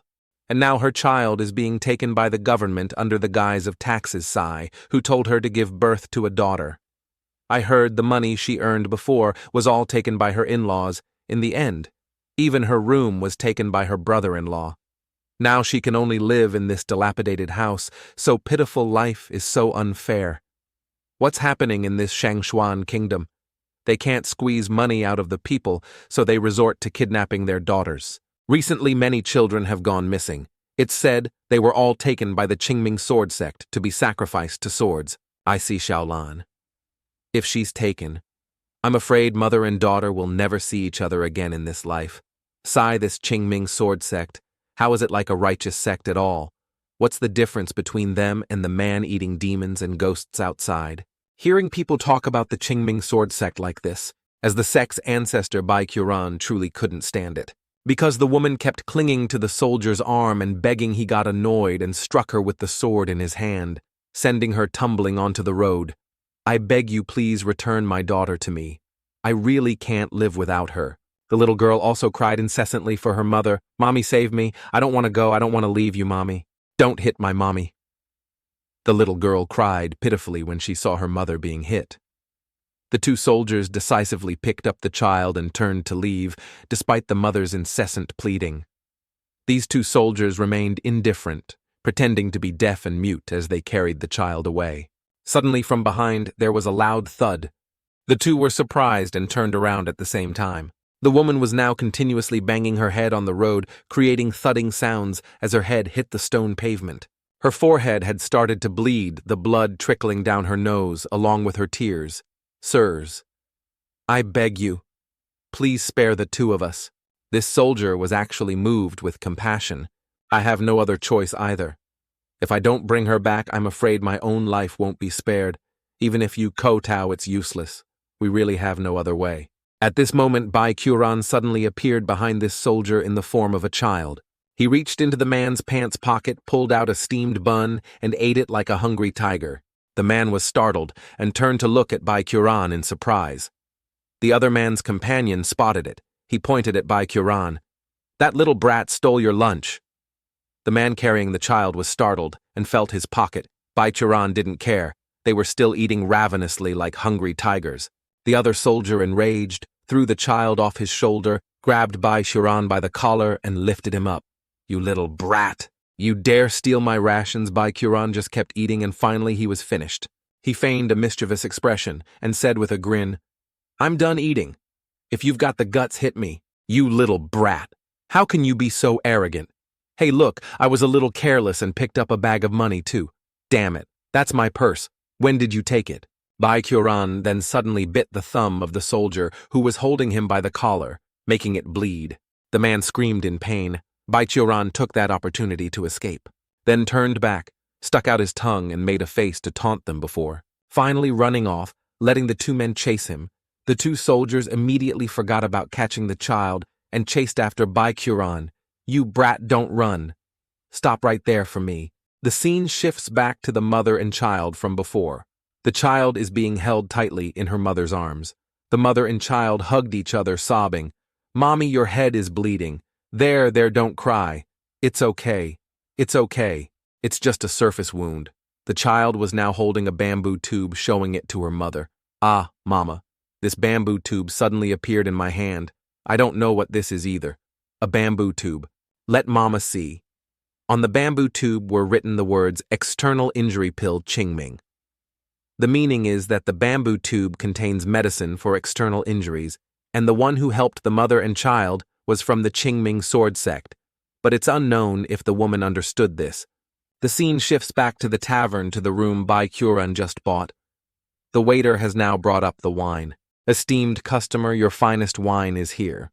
The waiter was startled because he couldn't see Bai Qiuran anywhere. Huh, where did he go? The scene shifts again to the imperial prison of the Shangshuan kingdom. Bai Qiuran had now been caught by the two soldiers and was locked in the main prison. I'm dead tired. This stinky little brat can really run. Haha, you couldn't bear to separate that mother and child? So you conveniently use this wandering little brat as a substitute, right? This is a good thing for us. We don't have to worry about losing our heads anymore. What's so good about it? I got bitten by him. You know, I don't even know if I got rabies. When will I ever be normal again? Bai Qiuran sat in his cell watching the two soldiers disappear and thought to himself, this demonic cultivator in the Shangshuan kingdom is really brazen daring to tarnish the name of my Qingming sword sect. Those two guys said they're taking me to be sacrificed to a sword tomorrow. I, on the other hand, want to see who's spreading these baseless rumors. And I wonder if that mother and child understood the words I wrote on the bamboo tube. Should I sneak out now and explain it to them? No, that would be a bit embarrassing. It's all because of that kid Jue Yunzi being a crappy sect master. So many things are happening in the Shangshuan kingdom. He didn't help at all. I'll settle the score with him when I get back. It's a bit buggy in here, huh? Bai Qiuran casually pinched 2 mosquitoes. This rundown place has so many damn mosquitoes. Wait until the sword sacrifice begins tomorrow, then I'll know what's happening. For now, I'll just take a nap. The next morning, Bai Qiuran was still sleeping like a log, oblivious to the outside world even when the two soldiers arrived. No matter how they called, he wouldn't wake up. Wake up, little brat. Why are you sleeping like the dead?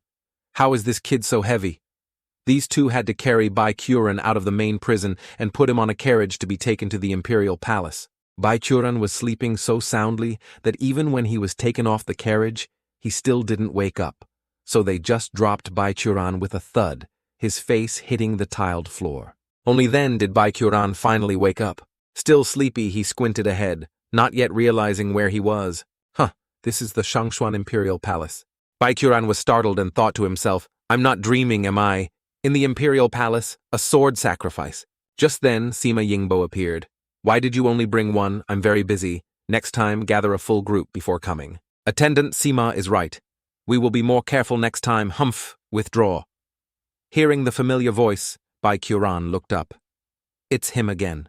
Is this Matu chasing Sima Yingbo really involved? Sima Yingbo glanced down coldly, looking at Bai Qiuran. This little brat. Why does he feel like that white-haired demon who was with Princess Ruwei the other day? Bai Qiuran silently panicked. Oh no, he's not going to recognize me, is he? I have to act natural. Bai Qiuran scratched his head, forcing a he laugh, laughing so happily for no reason, probably just a dumb kid.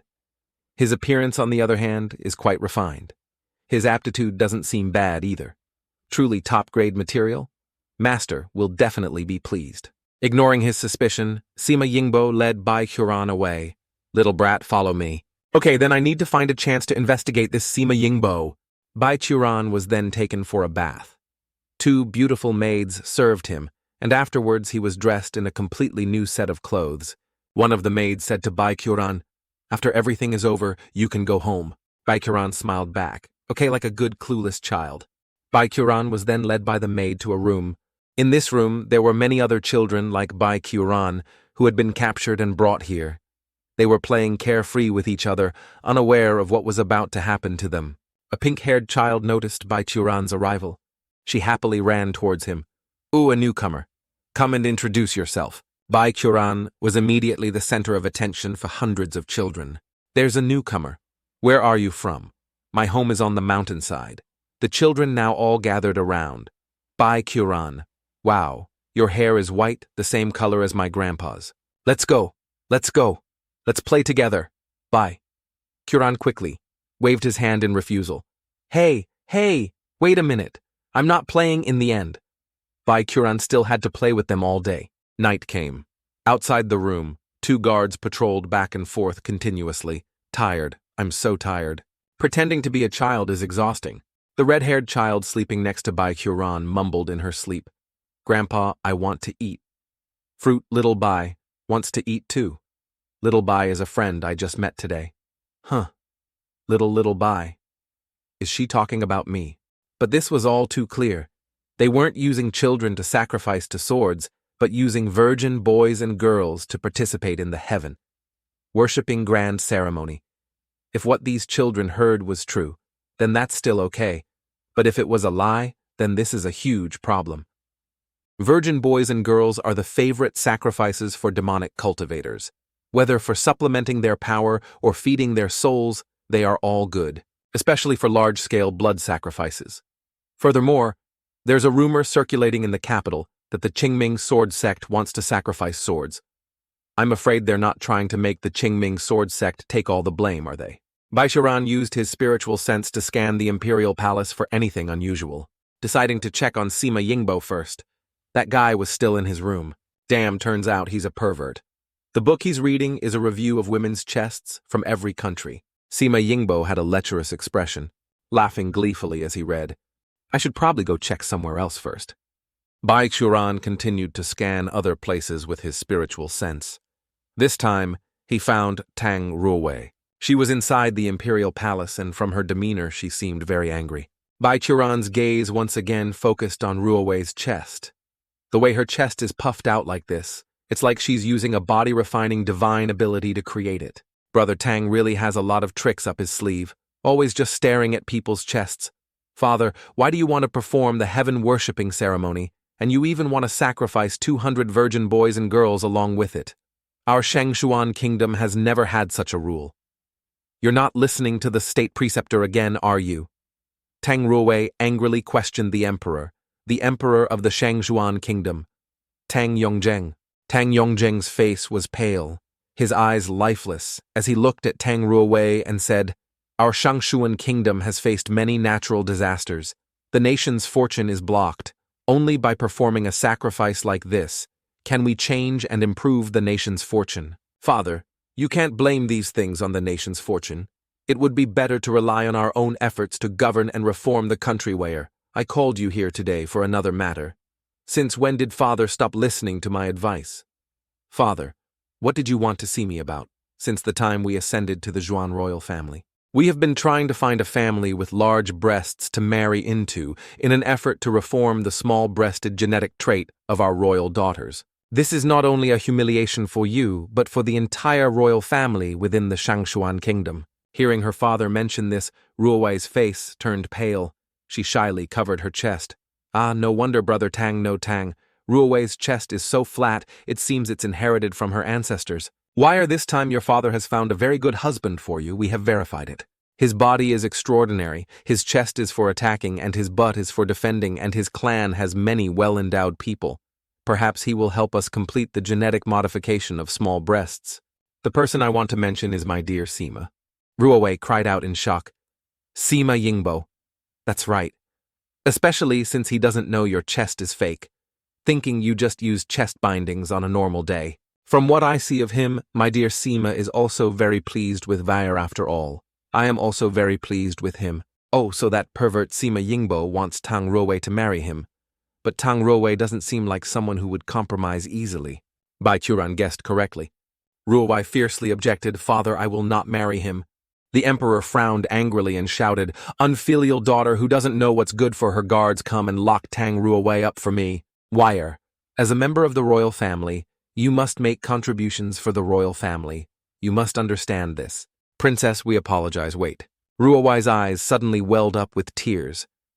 Father, I am very disappointed in you. But she didn't know that her father's mind was being controlled by someone else. These were not his words. Bai Churan was still lying there listening to everything. Is it really necessary to make such a fuss for this kind of reason? To improve the family's breast size, you'd force your daughter to marry someone she doesn't love.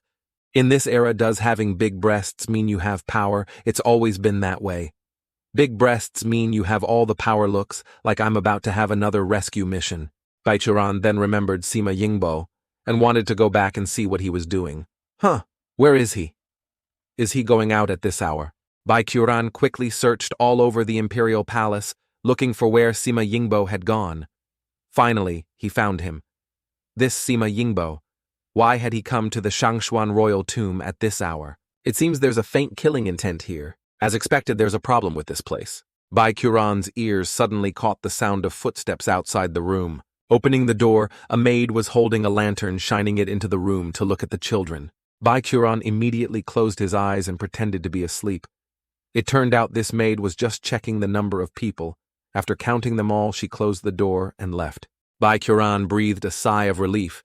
So she was just checking the room. I thought someone had detected my spiritual scan. Bai Kuran once again expanded his spiritual sense towards the Shangshuan royal tomb. But at this moment there was no sign of Sima Yingbo. I'll forget it. I'll investigate myself tomorrow. Playing with those kids took up too much energy. It's even more exhausting than fighting demons. The next day was another day of Bai Kuran playing and laughing with the children all day, on the outside. Bai Kuran seemed to be having a lot of fun, but in reality, he was about to vomit, blood cat's cradle jump rope, hide and seek. He had to play all of it with the children. Finally, Bai Kuran managed to hold out until night. I've refined a fake body complete with breathing and a pulse. No one should be able to discover that I've snuck out. This is Bai Kuran's fake body, sleeping and looking very realistic. Bai Kuran had now snuck out, and was running quickly towards the Shangshuan royal tomb. As he was running, Bai Kuran suddenly froze, because he heard a group of soldiers behind him. Frantically searching for someone was I discovered. Bai Kuran quickly hid behind a lamppost and peeked out. At this moment, several soldiers holding torches were running past in a hurry. Hurry up! If we find the princess, we get a bonus. If we don't, no food tomorrow. So they're not looking for me. Don't tell me Tang Ruowei wants Torin away from her marriage. After the soldiers left, Bai Kuran also quickly left. Where could Tang Ruowei have gone? Speak of the devil, and he shall appear. Tang Ruowei ran past, accidentally bumping into Bai Kuran. At this moment, the soldiers behind them had spotted the two. Found her. The princess is over there. Hurry up and surround her. There's that white-haired brat over there too. Ignore him. Just catch the princess. The two of them ended up running in the same direction. Just then, a rider appeared out of nowhere right in front of Bai Kuran. Kuran's true, he erupted, preparing to send this guy and his horse flying with one palm strike. But who would have thought Tang Ruowei jumped in, grabbing Bai Kuran and dodging? This was Tang Ruowei, afraid that Bai Kuran would be hit by the horse. So she decided to save him first instead of running away. Because she turned back to save Bai Kuran, Tang Ruowei was now surrounded. Princess. Tang Ruowei angrily shouted, "Don't you see there's a child here? What if he gets hurt? What now, princess? What are you talking about? We humbly invite your highness, the princess, to return to the palace." You just wait. I'll settle the score with you later. Ruowei then turned to ask, "Hey, little boy, are you hurt anywhere?" But Bai Kuran had vanished from her arms. Bai Kuran was now sitting in the distance watching the frantic Tang Ruowei. Brother Tang no Ruowei is truly a kind person. If she hadn't stepped in to help, that rider would probably be dust by now. I'll go to the royal tomb to investigate first. As for Ruowei, I'll let her prepare for her marriage for now. The scene shifts to the Shangshuan royal tomb. Bai Kuran has now entered the tomb and is searching around. Oh, found it. But which chamber is it? Here it is. This main gate looks quite heavy. I wonder how that Sima guy got in. Maybe there's another way. Forget it. I'll just go in and see Bai Kuran, then slid his hand underneath and slowly lifted the door. Oh, it's quite light. So damn light, it's because you're too strong. The door was gradually lifted by Bai Kuran. Inside it reeked of fresh blood. Bai Kuran went in just like that. The stone door without Bai Kuran's support crashed down, hitting the floor and sending dust flying. A ball of light appeared in Bai Kuran's hand, illuminating the entire room. The scene before him now astonished Bai Kuran. This is the Blood Revival Formation. It's the Blood God Sect's Blood Revival Formation. On the floor was a formation drawn with blood, with a coffin in the center. The Blood Revival Formation requires the essence blood of a corpse mother to create its core, so that corpse mother on the mountain is also related to this. What exactly is the intention of this demonic cultivator in the Shangshuan kingdom? The Blood God Sect's Blood Revival Formation can be used to revive a demonic cultivator from a state of suspended animation.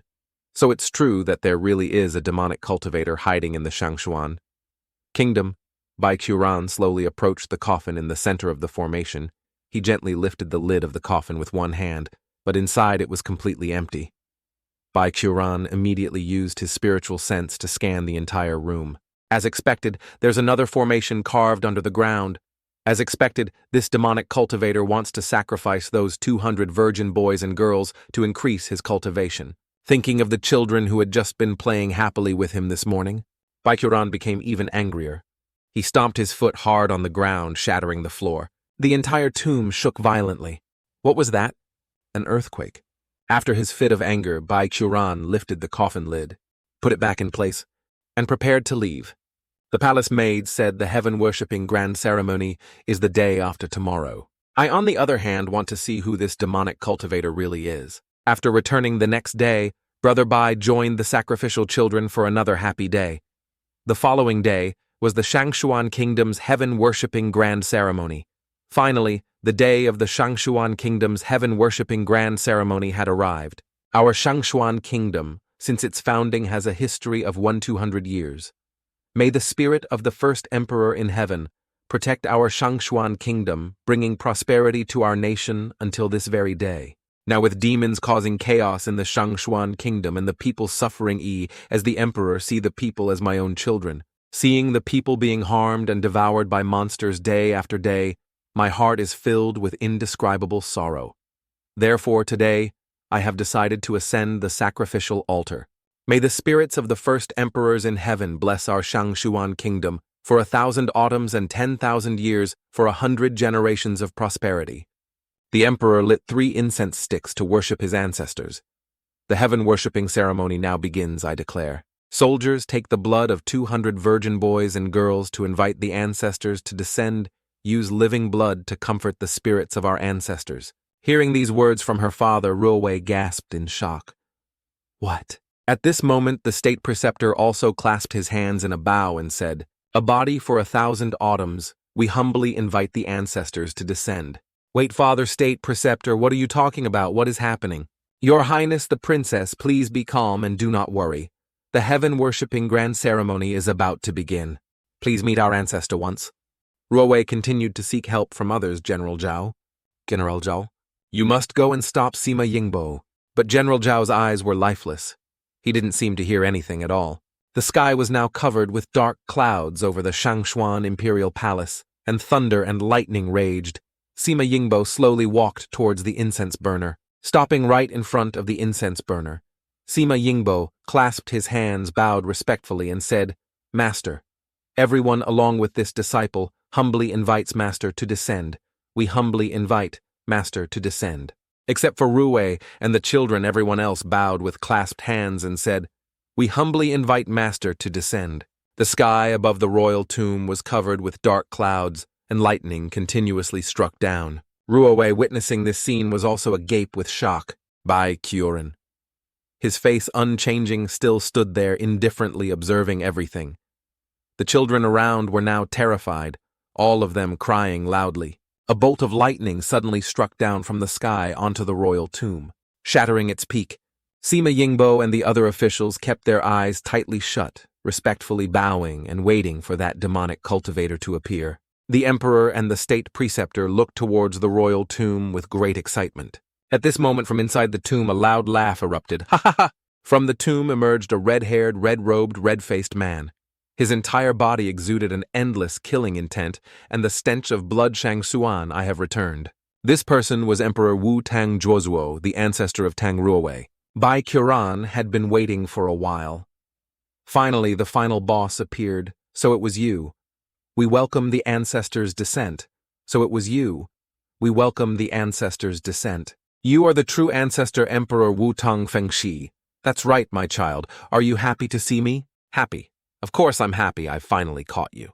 You evil heretic! You dare to frame my Qingming sword sect!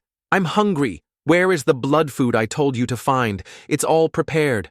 Everything is here. After speaking, Sima Yingbo pointed towards the children in the courtyard. You've done well, let's begin. For my blood, bring the blood here. Sima Yingbo immediately shouted, "Bring the blood food." The soldiers immediately drew their swords. All of these men had their minds controlled. The children had swords held to their necks. They were all crying in fear. "Wah, I want to go home." "Uncle, I was wrong. I won't steal food anymore.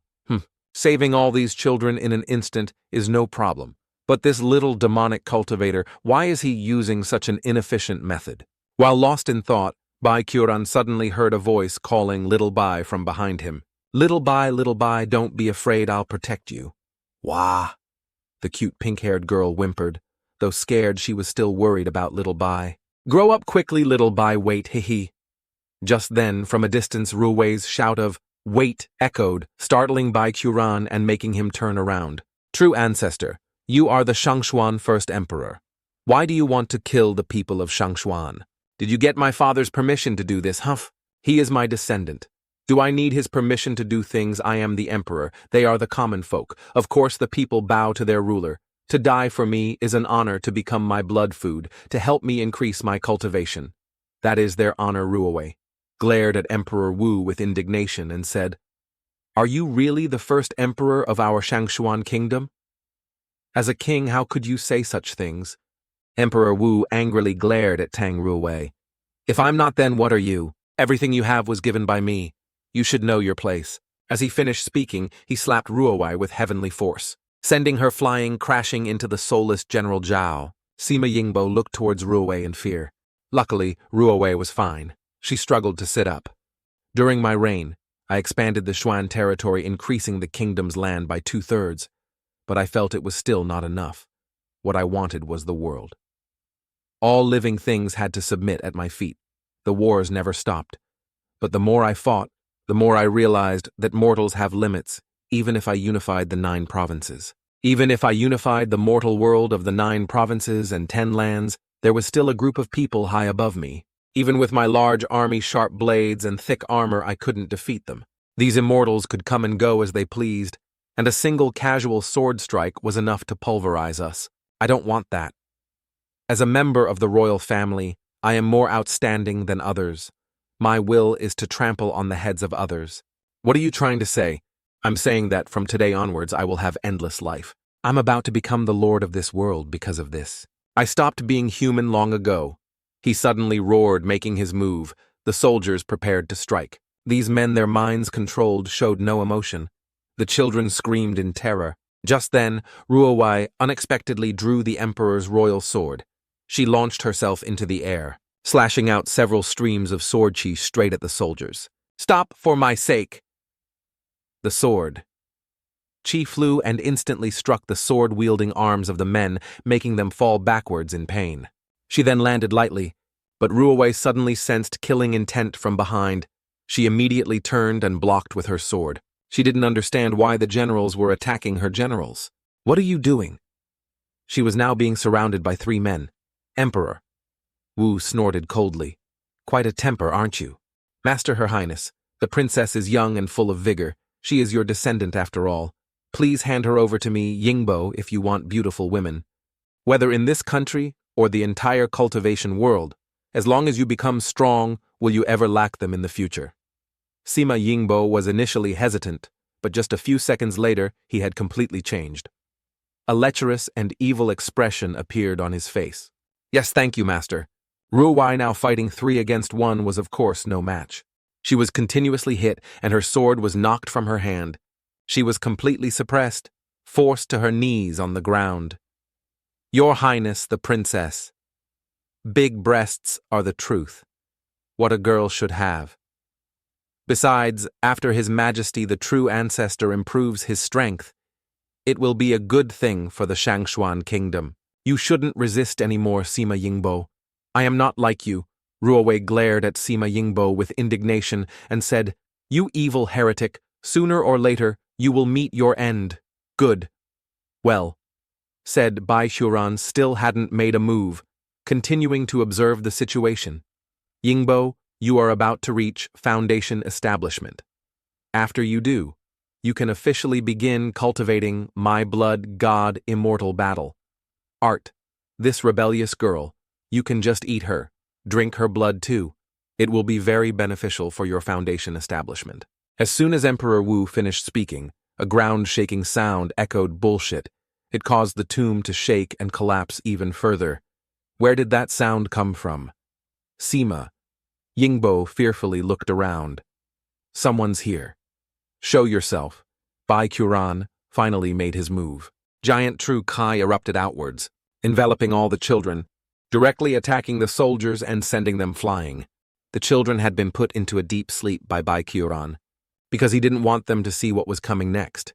The 2 generals who were controlling and holding Ruowei were also directly knocked unconscious and fell to the ground. Emperor Wu witnessed this and cried out in fear. What the hell is that? Baichuran slowly walked forward, his body also beginning to grow back to its original size. Finally returning to his normal form, Ruwei was the first to be terrified when she saw Baichuran. Baichuran, why are you here?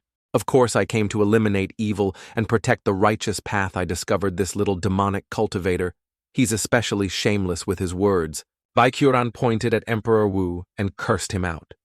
Cultivating a body through evil and heretical means. And with an incomplete, flawed cultivation art at that. And now you're here pontificating and teaching others. Do you know how hard it is to reach Foundation establishment? Don't look down on Foundation establishment, you asshole. Why was Baichuran so angry? Because he heard Emperor Wu talking to Sima Yingbo about how eating people and drinking blood would make Foundation establishment easy.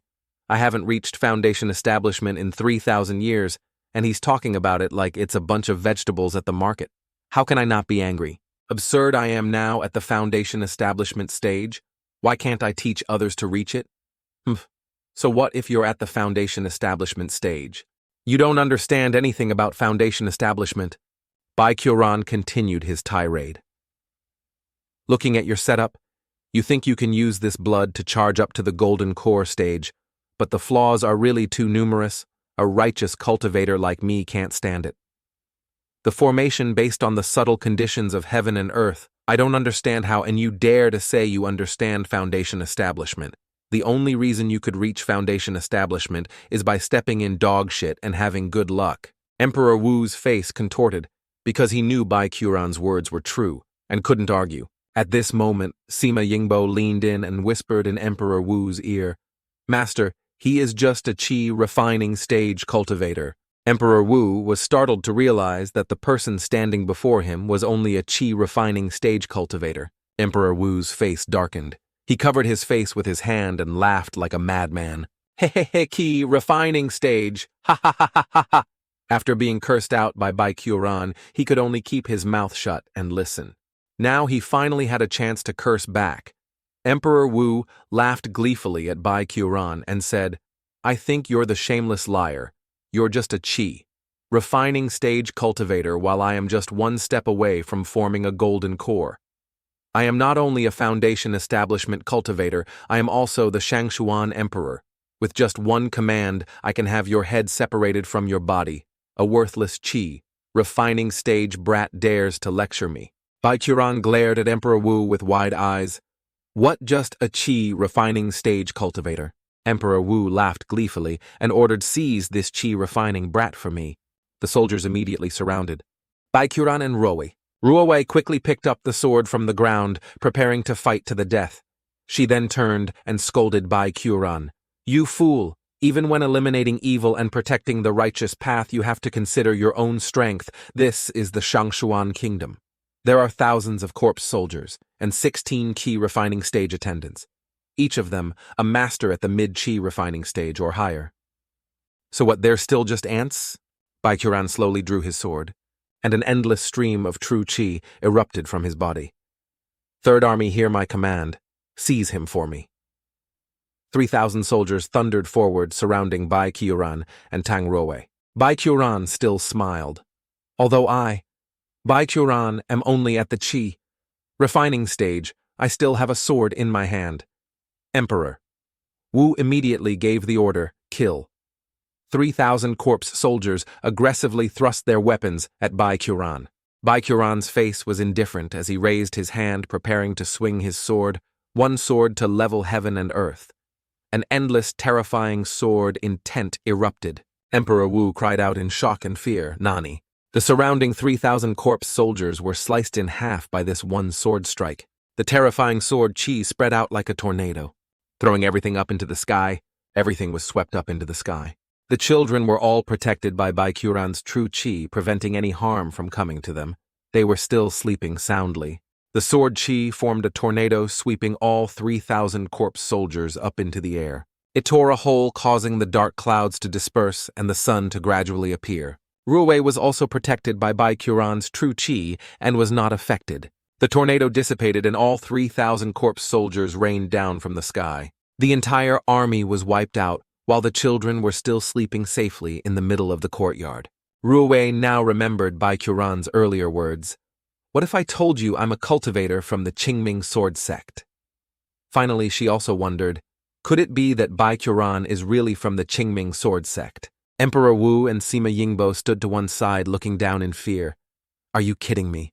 This is a qi refining stage. That was several thousand corpse soldiers, and he wiped them out with just one move. So surreal. Emperor Wu tried to calm himself. Calm down.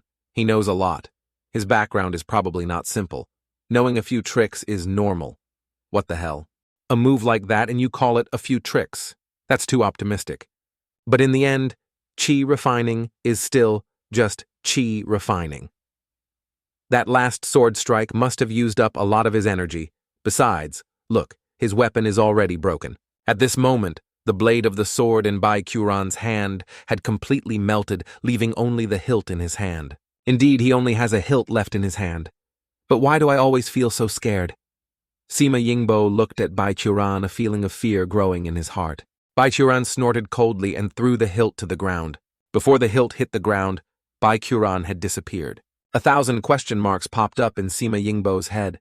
What the hell just happened? Where did he go? Before he could react, Bai Qiuran had appeared right in front of him, 2 fingers thrusting straight towards Sima Yingbo's heart. Behind him, the hilt finally fell to the ground with a clang. Emperor Wu cried out in shock and fear.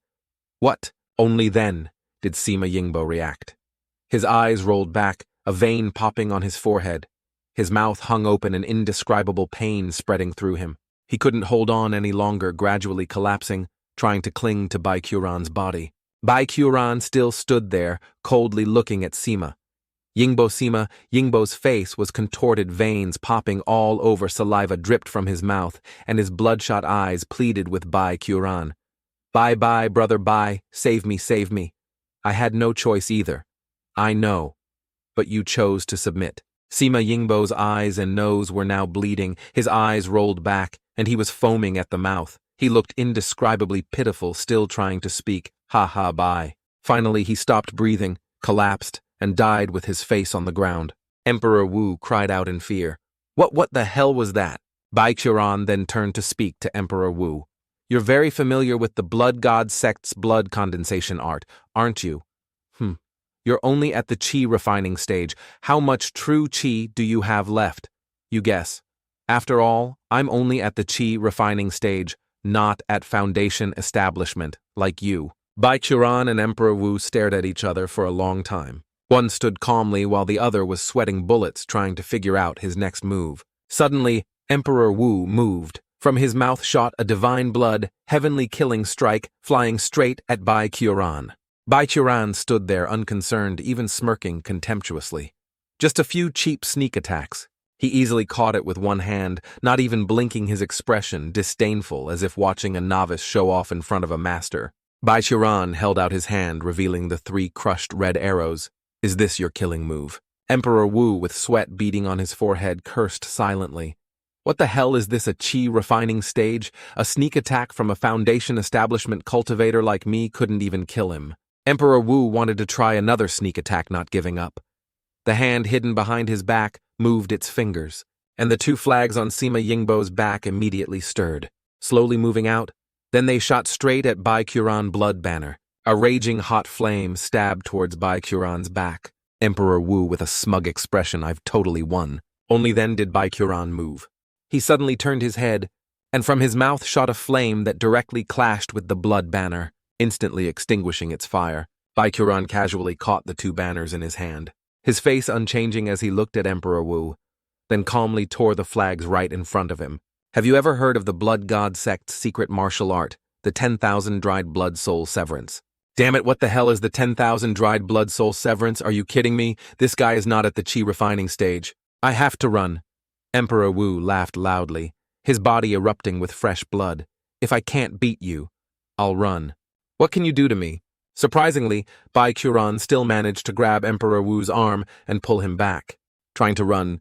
Fellow Taoist, I don't think we need to be so tense about this. Bai Qiuran then gave a cruel smile. Immediately after, his hand swung out, delivering 10,000 palm strikes towards Emperor Wu's body. I'm so fucked. It's the 10,000 knots blood soul severance. Before he could react, Emperor Wu screamed miserably. He was beaten brutally by Bai Qiuran. all the weak points on his body being hit repeatedly. Nothing could describe the pain Emperor Wu was feeling. Baichuran tortured him for a long, long time. A moment later, Emperor Wu's body appeared, his clothes torn, his body covered in bruises and countless wounds, looking extremely pathetic. Baichuran directly grabbed his head, delivered another blow, and slammed him down, causing his head to hit the tiled floor. Fresh blood splattering everywhere. Emperor Wu directly ascended to heaven. In reality, he had just been revived before he could even breathe the air or eat anything. He had become a hungry ghost. Eradicate them down to the roots. I'll just eradicate them down to the roots. Baichuran pointed at the unlucky Emperor Wu and turned to Tang Ruowei. He was the one who attacked. First, I was just defending myself. Ruowei's face was still filled with terror from witnessing Baichuran's power. I know, Baichuran, thank you. Tang Ruowei's father now slowly sat up. My head hurts so much, father, are you all right? The state preceptor on this side had also woken up. Where is this who am I? Your father was only being controlled by Tang Feng. Now that the control is gone, there's nothing wrong anymore. Luckily, he wasn't like those other soldiers who were modified by Tang Feng, lost their minds, and became corpse soldiers. So that's how it is. After speaking, Baichuran turned and walked towards the tomb, seeing. Baichuran turned to leave. Ruowei quickly called out, Baichuran, where are you going? We haven't even treated you yet? Baichuran looked towards the royal tomb with a heavy expression. He sighed. I have to go and guide the souls of the unjustly dead in there. Baichuran's hands formed a seal. Earth escaped, and his whole body slowly sank downwards. In just a moment, he had fallen into the basement below the royal tomb. As expected, there are many vengeful souls bound here by the Great Formation. Unable to enter reincarnation first to break this Great Formation, this is too easy. Second is to guide the souls. For this, I'll have to use special measures. Supreme 9. Orders guide the lonely female souls. Escape the sea of suffering. Be reincarnated as humans.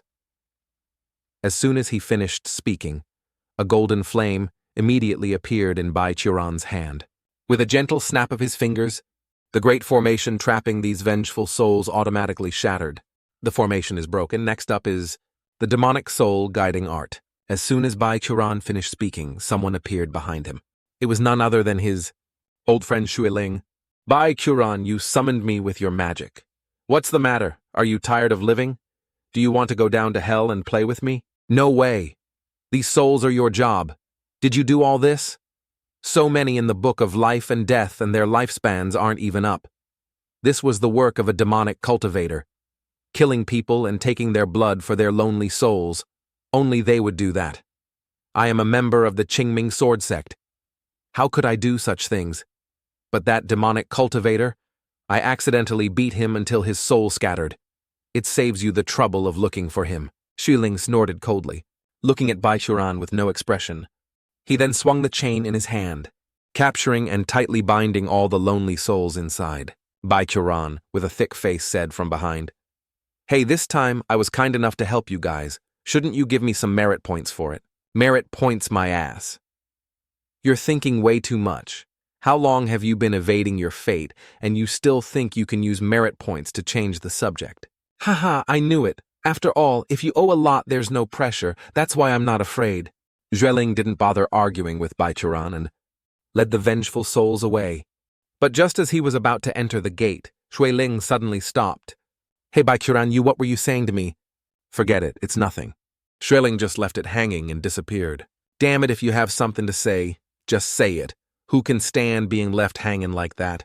Just as Baichuran turned to leave, Weakling's voice echoed from within. Baichuran, remember this well. My target is you. Are you mentally ill? Baichuran cursed back in frustration.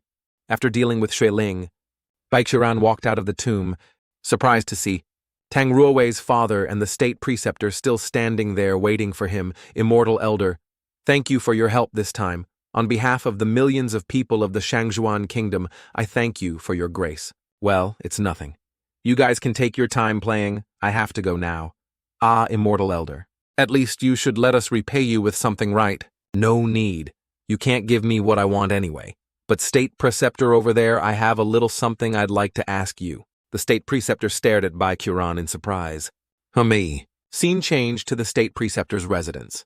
Is this the relic of the Qingming sword sect disciple who once taught you the cultivation technique? That's right. I was originally just a farmer in the Shangshuan kingdom, because I gave shelter to the immortal master. For a night I was gifted with a cultivation technique, but the immortal master's injuries were too severe. I couldn't save him. It's not your fault. This is just the way of cultivators. Life and death are very normal. This jade piece is proof of my identity. As a disciple of the Qingming sword sect. The owner of this jade piece is an inner disciple of the Qingming sword sect. He died fighting a demonic cultivator to save the common people. The sect will be proud of him. I will take this jade piece. The cultivation technique he taught you is the orthodox technique of my Qingming sword sect. Wish you well in your cultivation. With your aptitude, it's possible you could reach the golden core stage before you pass on. I will remember this, but I heard that you incited the Shangshuan emperor to heavily tax the people of the Shangshuan kingdom, and you also collected heavenly treasures to refine pills. Is this true? Hearing Bai Qiran mention this, the state preceptor was startled, his forehead breaking out in sweat as he stammered, That's right. What kind of pill are you refining? The state preceptor looked at Bai Qiran for a long time, but still couldn't remember what kind of pill he was refining. Bai Qiran immediately stood up, his hand flashing as he slapped the state preceptor across the face repeatedly.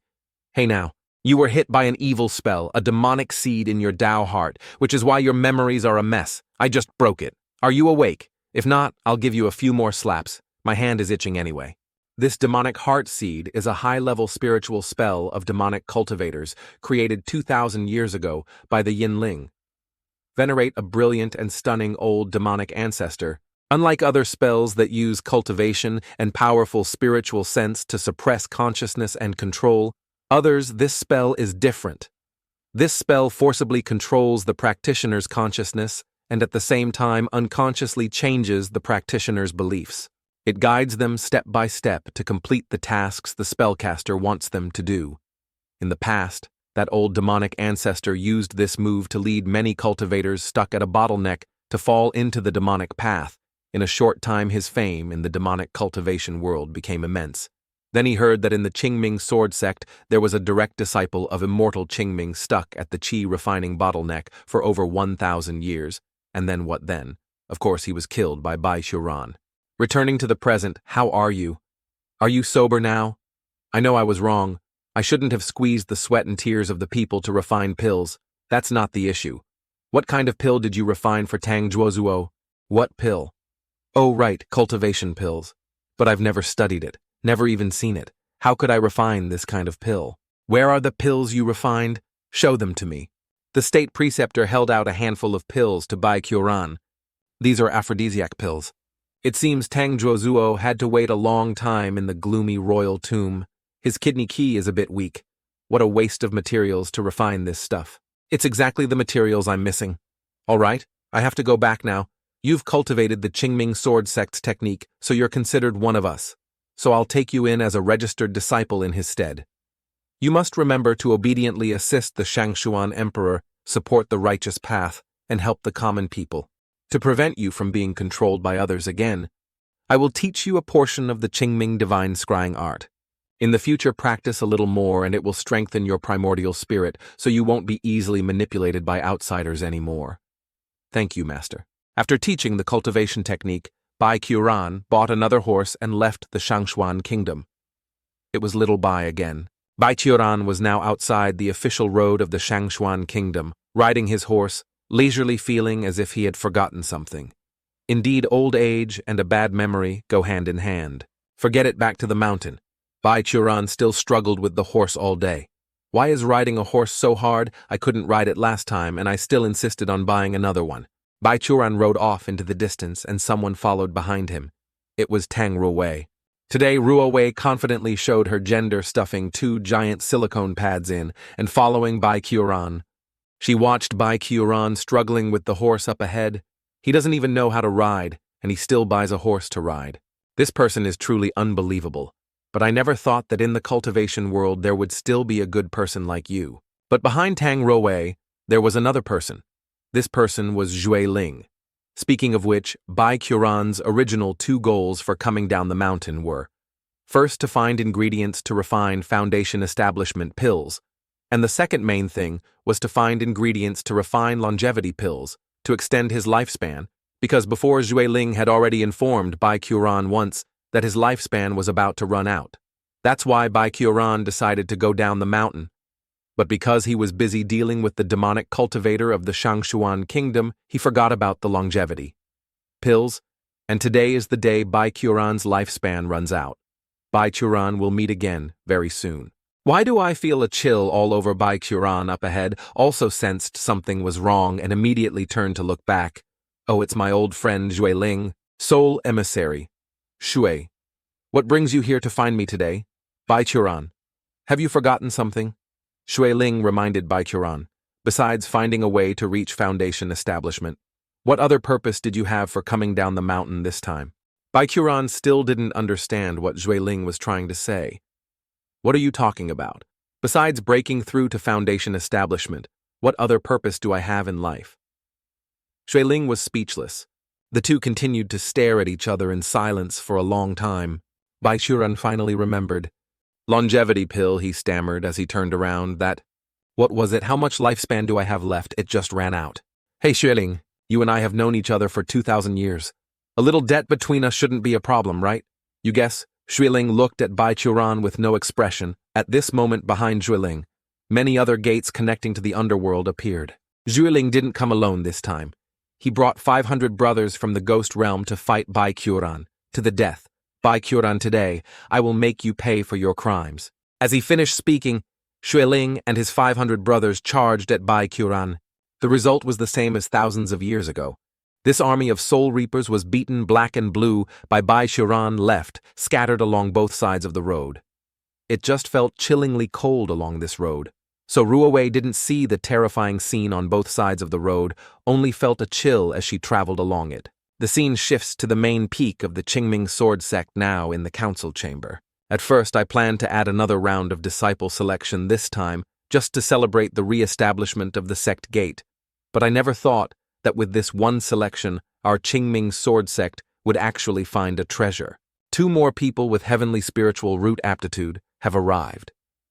Senior brother, you can't just look at aptitude. Of course I know that. Even with normal aptitude, as long as one's mindset is firm, the number of people who attain the Tao through hard work is not small. Just like me, I think my own aptitude is also very normal. Furthermore, we don't have to worry at all. If our Qingming sword sect disciples feel inferior because of their normal aptitude, slow progress, and unbalanced mindset, Zhui Yunzi's face turned devious as he said, after all, we still have our Grandmaster uncle here. The Qingming sword sect has another very good thing whenever a disciple sees themselves progressing slower than others at this point, when their mindset starts to become a problem, Zhui Yunzi or the other elders will introduce them to the lovely Grandmaster uncle of the Qingming sword sect. Your Grandmaster uncle is only at the Qi refining stage, yet he has been striving for 3,000 years. You've only encountered a small difficulty and you're already discouraged. And when the disciples hear that a senior has been persistently cultivating at the Qi refining stage for 3,000 years without giving up, they will all feel ashamed. In the future, they will return to practice diligently and strive hard. Although they don't know that even though their Grandmaster uncle is only at the Qi refining stage, he is at the 664th level of Qi refining with extremely terrifying combat power.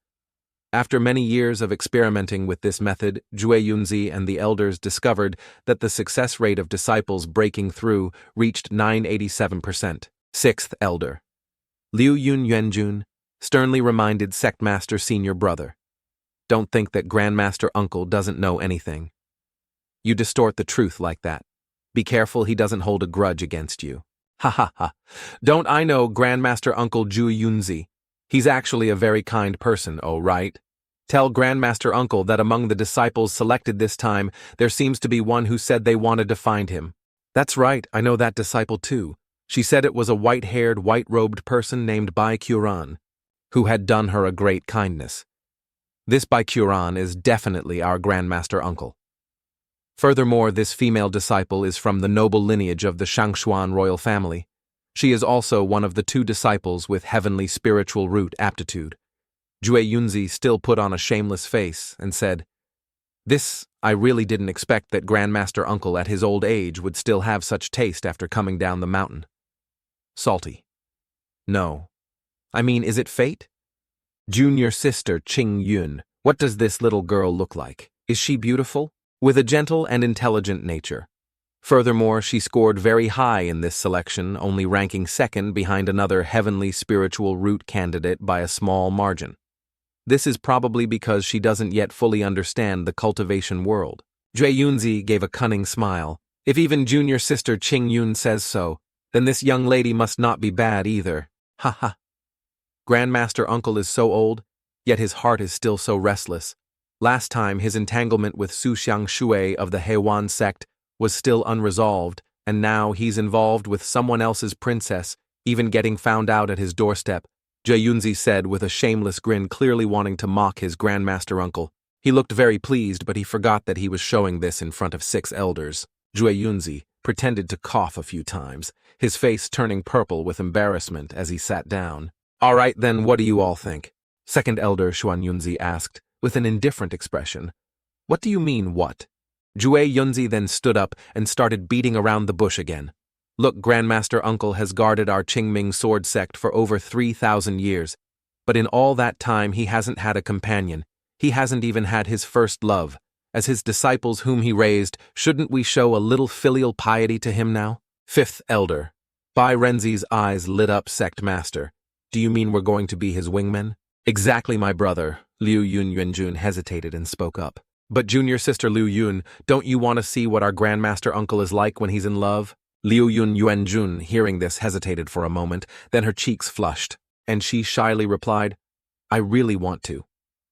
"Then all right." Jue Yunzi nodded at this, then turned to Fu Yunzi and asked, "Where is Grandmaster Uncle right now?" After Grandmaster Uncle returned, he went into secluded cultivation to refine pills and prepare for his breakthrough.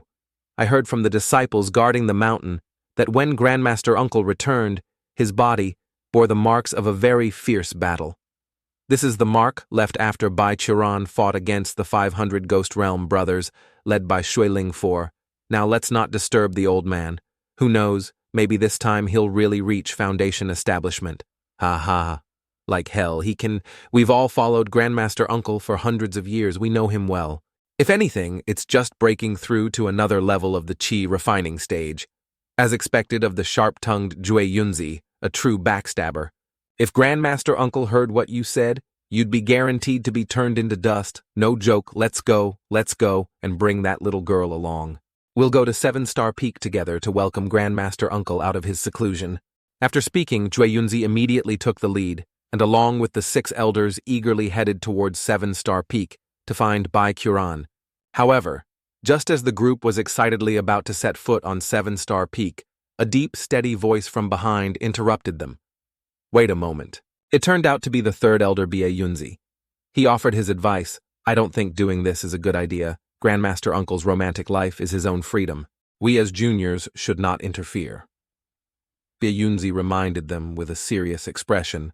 "Besides, aren't you afraid of getting beaten up?" In response to the advice, Jue Yunzi, with a carefree, fearless attitude, pouted and said, "My goodness, 3rd brother, why are you so nosy today? Back when we were still disciples, you were the one who tattled the most.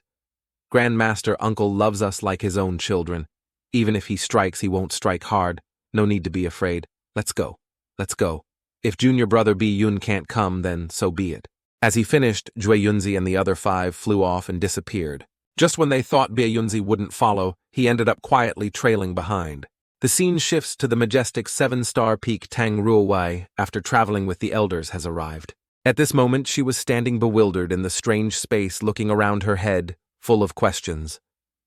What is this situation? Where on earth are these old geezers taking me? They're all elders of the Qingming sword sect. Just thinking about it is scary enough. The 7 of them were now standing in a neat line with Jue Yunzi in the center. They all turned their gaze towards Bai Qiran's room. Tang Wei stood to one side, completely baffled by this strange behavior from the sect master and elders. "We are here to welcome our Grandmaster out of his seclusion," they all shouted in unison, their spirits soaring. Jue Yunzi and the 6 elders stood in silence for a long time, no one uttering a single word. They all focused their attention, just waiting for Bai Quran to open the door and step out. Tang Wei couldn't contain her curiosity any longer and asked, "Hey, seventh elder, where is this place? What are you all here to do?" Ruowei was also wondering, why did everyone have to bring a new disciple like me here? Qingyun Yuanjun smiled gently and explained, "This is the place where your grandmaster Uncle Bai Quran cultivates. We're here to wait for him to come out of seclusion." Hearing this, Ruowei was secretly terrified. The renowned elders were here to wait for him. Could it be that Bai Quran holds a very high position in the sect? Our grandmaster uncle is the direct disciple of the founder of the Qingming sword sect. He holds a higher position than anyone else in the sect. The highest position in the Qingming sword sect, then why is he still at the qi refining stage? As soon as Ruowei said this, everyone turned to look at her with fear on their faces, quickly putting a finger to their lips, signaling for silence. Shh. Qingyun Yuanjun quickly explained. Don't mention cultivation levels and things like that. Here, Grandmaster Uncle doesn't like to hear it. You'd better not speak carelessly in front of him. As for his realm, Grandmaster Uncle's situation is very special. Although it's the same realm, it's completely different from everyone else's, and Grandmaster Uncle is not weak at all. So Senior Bai Quran is that powerful.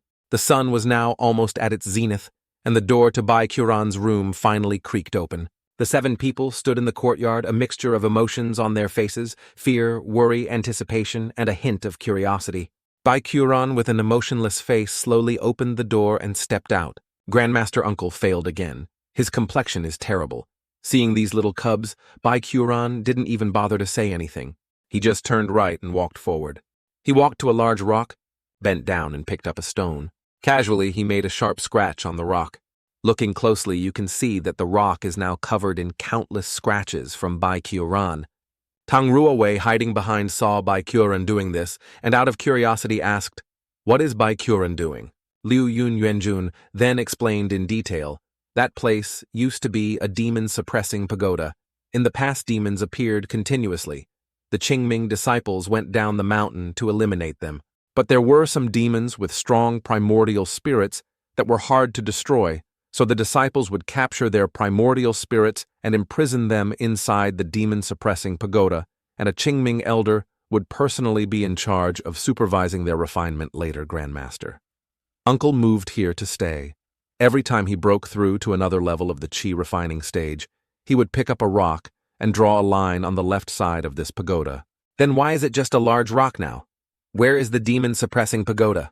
Liu Yuanjun looked at Tang Ruowei with a serious expression and slowly said, "Later, the pagoda collapsed. Then wouldn't all those demons escape?" That's right. But that day after Grandmaster Uncle failed his breakthrough, he was in a very bad mood. So that time he took them out to vent his anger. None of them survived. They were all brutally killed by Grandmaster Uncle. Hearing this, Ruowei froze for 5 seconds. Bai Quran now sat alone on the rock, his gaze distant and unfocused. I can't figure out how he's so strong, no matter how I look at it. Jue Yunzi and the 6 elders didn't dare to utter a single word. They all stood motionless, fearfully looking at Bai Quran. The whole group was now pushing each other, seeing who was brave enough to speak to their master Uncle Bai. No one dared to be the first to go and talk to Bai Quran, finally. A foot quietly kicked Jue Yunzi hard in the butt, sending him stumbling forward. Jue Yunzi's face was filled with extreme fear as he looked at Bai Quran. Bai Quran, his eyes filled with killing intent, glanced down at Jue Yunzi from above. Jue Yunzi stammered in fear, forcing a smile. "Grandmaster Uncle, you're out of seclusion." Bai Quran indifferently replied, "What are you doing here, brat?" "I came to welcome Grandmaster Uncle out of his seclusion." Bai Quran glared at Jue Yunzi with sharp eyes, his voice dripping with sarcasm. "Is there anything to celebrate that you came to welcome me? Jue Yunzi, you brat, are you trying to mock me? Jue Yunzi, are you looking to get your bones stretched? Jue Yunzi, are you itching for a fight again?" Jue Yunzi was now imagining many scenarios where Bai Quran could question him, which terrified him to the core. But thinking one thing and saying another, Jue Yunzi immediately knelt down, his voice full of flattery. "I came to congratulate Grandmaster Uncle on another breakthrough. Your strength is becoming more and more domineering. Grandmaster Uncle, may you live as long as heaven and earth. Long live, long live, long, long live." Everyone silently sighed. "It's over." They all covered their faces with their hands in exasperation. Jue Yunzi now also realized he had said something stupid, and silently cried out, "Oh crap, what am I saying? Bei Kyuran?" His face expressionless immediately jumped down in front of Jue Yunzi. "Humph, you brat. You've been sect master for several hundred years. You've gotten quite tough, and your daring has increased quite a bit too. A cultivator should not be arrogant. Today your grandmaster uncle will give you a little reminder of this principle." Bei Kyuran cracked his knuckles, the sound chilling. It terrified Jue Yunzi to the core. He quickly shouted, "Grandmaster uncle, spare me." Jue Yunzi was beaten black and blue by Bei Kyuran, just like Weakling in the previous episode, who was beaten and hung from a tree branch. Sigh. Third Junior. Brother's judgment was indeed correct. At times like these, it's best to let our big-mouthed senior brother start the conversation. I only asked who was leading the group out next, and you all pushed senior brother out. I didn't lay a hand on him, you know. Liu Yun Yuanjun turned to Bia Yunzi and said, "Third senior brother, every time you think of it, you don't dare to act. The 7 of us should try to advance and retreat together for once. Hey, wait a minute. Grandmaster uncle is here. A whole bunch of you elders aren't willing to handle the sect's affairs. All of you came to my place. Are you here to welcome this old ancestor's new achievement?" Bia Yunzi cleverly changed the subject. "Grandmaster uncle, our sect has recently accepted a new female disciple. This person specifically named you and insisted on meeting you." Grandmaster uncle Bei Kyuran asked in surprise, "Looking for me? Who is it?" "It's over here," Bia Yunzi then glanced towards Tang Ruowei behind him. Ruowei shyly looked at Bei Kyuran, gently brushed her hair and spoke, Hello, we meet again." Miss Tang, why are you here?" Bei Kyuran immediately glanced down at Tang Ruowei's chest, thinking to himself, her breasts are as big as a drum. She truly lives up to the name, Brother Tang. Bei Kyuran then chuckled and said, "It's only been a few days and your chest-padding skills have improved dramatically." Tang Ruowei's face darkened, glaring at Bei Kyuran without a reply. Is this really what old companions should say when they meet again? Seeing Ruowei didn't answer, Bei Kyuran repeated himself again, his voice full of teasing. "It's been a few days. Your chest-padding skills have really improved, huh?" This time he emphasized every word, causing the 6 elders to immediately glance at Tang Ruowei's chest. Ruowei's face darkened, a vein popping on her forehead.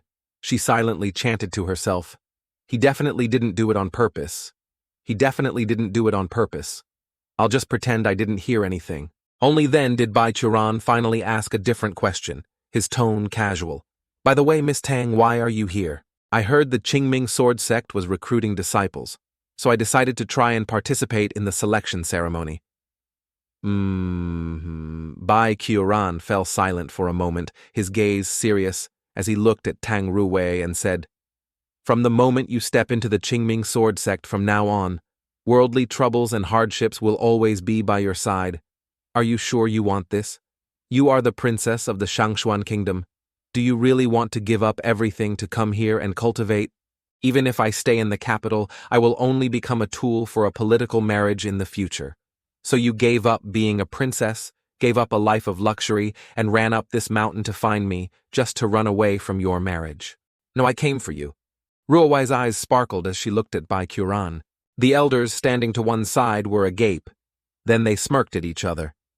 Is this a secret romance? Bei Kyuran was also completely surprised. A thought flashed through his mind. Could it be because, when we first met, I accidentally complimented her on being tougher than my own chest, so now she's come to my door for revenge? But then Ruowei said, I just wanted to see what your sect is like. I thought there was some romance involved, which left the elders quite disappointed. The 6 of them turned to each other and whispered, Look at Grandmaster Uncle's reaction. There's something very shady about this. This little girl is definitely just being shy. Grandmaster Uncle really doesn't understand women's feelings at all. Look, the things she's been saying, they're not really from the heart. That's good. Then, that's good. Since you've joined, you are now a member of our Qingming sword sect. We welcome you very much, Miss Tang. Ruowei shyly said, Don't call me Miss Tang. I am now a disciple of the Qingming sword sect, and you must be a great elder in the sect. Then I should address you with respect. I can't forget the proper etiquette. It's fine, it's fine. You don't need to worry about my seniority. Besides the sect master and the elders, very few people outside know me. You also don't have to worry about others saying you lack proper etiquette. Everyone, do you think I'm right? Right, absolutely right. Who dares to say that Grandmaster Uncle's teaching skills are lacking? Baikuran smiled happily, seeing how obedient these little demons were. All right, don't just stand outside anymore. Come on in. Yes, Master Uncle. But there's still one who hasn't gone in, still hanging from that tree. Everyone followed Baikuran into the house. Everyone have a seat. At this moment, on Baikuran's table were 4 pills. The fragrant medicinal aroma filled the entire room. Fourth Elder Fu Yunzi immediately recognized the scent of a Foundation Establishment pill. He casually picked one up and sniffed it. This really is a Foundation Establishment pill. But it's not just a Foundation Establishment pill. He turned to Bai Churan in astonishment and asked Grandmaster Uncle this. This Foundation Establishment pill of yours, it's infused with so much true qi and medicinal herbs? That's right. My true qi is too vast. It's hard to find a tonic in this world that works on me. Instead of wasting so many heavenly treasures, it's better to just let my own true qi grow on its own. With this kind of transformation, I think in Grandmaster Uncle's case, let alone breaking through one level, even charging at Foundation Establishment, would be more than enough. Right, that's why I now feel like I might be about to break through hearing. Baikuran, say this. The young men all fell into an indescribable silence. Didn't Grandmaster Uncle just come out of seclusion? Grandmaster Uncle is truly a monster. If you want to continue your secluded cultivation to charge at Foundation Establishment, you probably need to prepare. Then it's not convenient. We will take our leave for now. We will bring this young lady to see you another day. No need, I don't need to prepare at all. Breakthrough is just another level anyway. I'm preparing to compress my realm a bit to see if I can compress my true qi into a liquid state. Ruowei asked in surprise. Compressing your realm? How do you do that? It's holding it in. Kind of like when you have to poop, but you hold it in and don't go to the bathroom. A very easy to understand and practical explanation, Qing Yun happily said. So in other words, during this time, Grandmaster Uncle has nothing to do. Right? Yeah. I'm very free. What's up? Then why not let you teach this little girl? Ruowei, Miss Tang is like you. Also at the heavenly spiritual root level.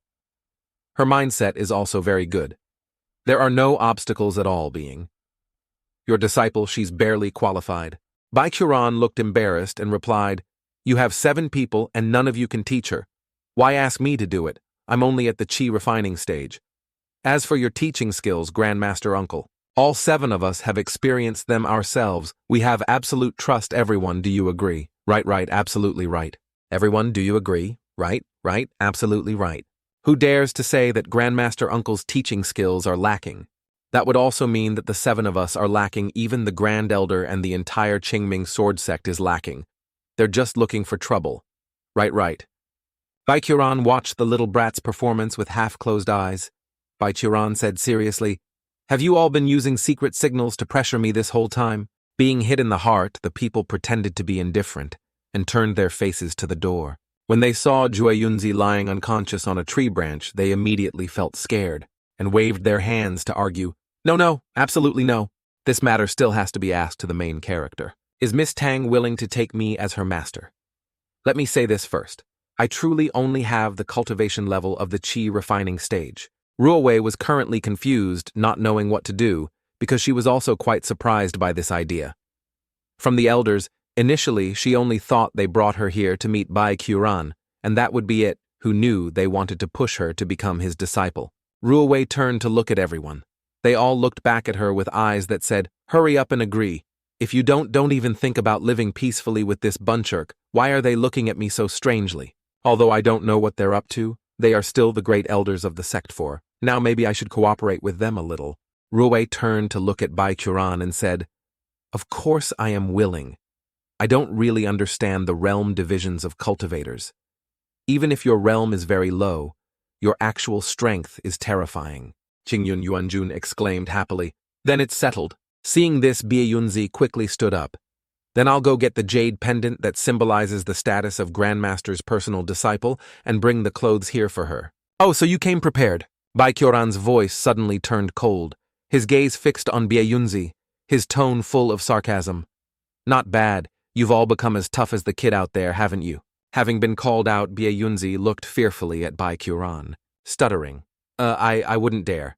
Grandmaster, please go easy on me. Forget it, I'm very free. Anyway, teaching Miss Tang a little is no problem at all. A heavenly level talent with an earth spiritual root. The Shangshuan royal family from past to present seems to have concentrated all its talent into you. Huh. Ruowei was surprised. You could tell just by looking for a moment. It took me a long time touching that stone to measure it. A spiritual root isn't something too rare. Eating some heaven-mending pills can also make up for it. I heard there were 2 people with heavenly spiritual roots this time. Where is the other one? Bia Yunzi stammered. The other one has a metal spiritual root. He was accepted as a disciple by the sect master. That sect master is currently hanging in a tree. Remember to remind Jueyun to mentally crush that person a lot so he can see for himself that a heavenly spiritual root is nothing. About that, we shouldn't use too much force to crush him. Otherwise, it's easy for him to develop an inferiority complex. Bai Qiuran glanced sideways at the elders and said, "In the Qingming sword sect, here don't you still have me a perfectly good grandmaster to use? Do you really think that every time you bring your disciples and stand on the cliffs of your mountain peaks pointing fingers at the 7 stars peak that I can't see you?" Hitting a nerve again, the elders' faces all turned pale, trembling, looking at Bai Qiuran with terrified eyes. All right. The person I've accepted her. Are you satisfied this time? You should all go back now. The daily affairs of the Qingming sword sect still need you all to go back and handle them. Bai Qiuran waved his hand to dismiss the group. Oh, I forgot. Don't forget to take that piece of meat stuck in the tree back with you. All right, you guys hurry up and get lost before they could say goodbye. Bai Qiuran slammed the door shut to the astonishment of the whole group. So they lined up and one by one approached the tree where Jueyunzi was hanging. Third Elder Bia Yunzi quickly pulled Jueyunzi down from the branch and carried him on his shoulder. Did we just succeed in matchmaking? I don't know either. I don't dare to ask. Let's just get out of here quickly. The 6 of them immediately flew up into the sky, returning to their own peaks. I finally managed to get rid of them. Bai Qiuran closed the door and came to sit down opposite Ruowei, letting out a sigh of relief. Hi, now that the elders and the sect master are gone, I naturally feel much more relaxed. Ruowei cursed inwardly. I feel like the pressure has multiplied. From now on, you must change how you address me. Just call me Shizun. Master, come on, say it once, and let me hear. I've never heard it before in my life. Ruowei now looked at Bai Qiuran shyly, blushing with steam coming from her head. After a long while, she finally lowered her head, her lips trembling as she hesitantly called out to Bai Qiuran Shishizan. After hearing it, Bai Qiuran's expression was both satisfied and slyly wicked. Ayah, my good disciple. His smile looks like he's mocking me, doesn't it? You have to change how you address me too. If you have the guts, try calling my name. What's the big deal? Bai Qiuran pretended to cough a few times, then put on a completely different expression than before, his eyes confidently looking straight into Ruowei's as he said, Ruowei. After hearing him, Ruowei froze for 5 seconds, followed by shyly blushing with steam still coming from her head. She didn't dare to look at Bai Qiuran anymore. She immediately stood up and stammered, I am going to the washroom for a bit. As she left, she wasn't paying attention and even stepped on the hem of Bai Qiuran's robe. Where is the washroom? Go out and turn left. And so Ruowei went into the washroom and stayed in there for a long time, refusing to come out. Little girl wants to play with me. Do you think I've lived for 3,000 years for nothing? If I get serious, what girl could stand in front of me and tease me for even 10 minutes? Got an erection, haven't I? Eek, what I just said seems wrong somewhere. Why does my heart ache so much? The next day, Third Elder Bia Yunzi not only brought Tang Ruowei her status jade pendant and new sect uniform, but he also conveniently built a small courtyard for Bai Qiuran, adding a boudoir for Tang Ruowei, along with a meditation platform for her cultivation. After a simple master-disciple ceremony, Tang Ruowei officially became Bai Qiuran's disciple, becoming his first official disciple in over 3,000 years. Today, at the 7 Stars Peak, Tang Ruowei began her first day of cultivation. Ruowei, do you know that at the beginning of the path of cultivation, what is the most important thing? Shizun, that would be one's foundation, and bones foundation. And bones are of course important, but they are not the most important thing overall. The path of cultivation is like building a skyscraper. One's innate talent and foundation determine the shortcut to gathering materials, but this shortcut can be achieved through postnatal effort. And if this building wants to become solid and firm, it must have a good foundation preparing a truly solid groundwork. And this solid foundation is your own body. To build a good foundation, you must train your body well. But Shizun, I have been cultivating the mystic dragon art of our Shangshuan royal family since I was 6. I feel that my physical constitution is much better than that of ordinary mortals. It's not enough. You shouldn't look down on cultivation. With just that level of constitution, you can't even support a full magnificent skyscraper. Since you are my disciple, I must naturally help you go as far as possible, so you can reach a realm even higher than mine. You mean a realm of 60,000 levels? The cultivation method you practice is more than enough for a mortal kingdom's national guarding divine art, but for a cultivator, its inner key is not exquisite enough. In terms of external techniques, it doesn't penetrate the art deeply enough, not enough foundation to forge a good body, Ruowei asked with some concern. Then what should I do now? Since I said that, of course I have a method for you. Give me your hand. It might be a little painful in a moment, so don't hate your master for it, okay? At this moment, Baikyuran's and Tang Ruowei's hands were pressed together. From the palm of Baikyuran, a stream of true ki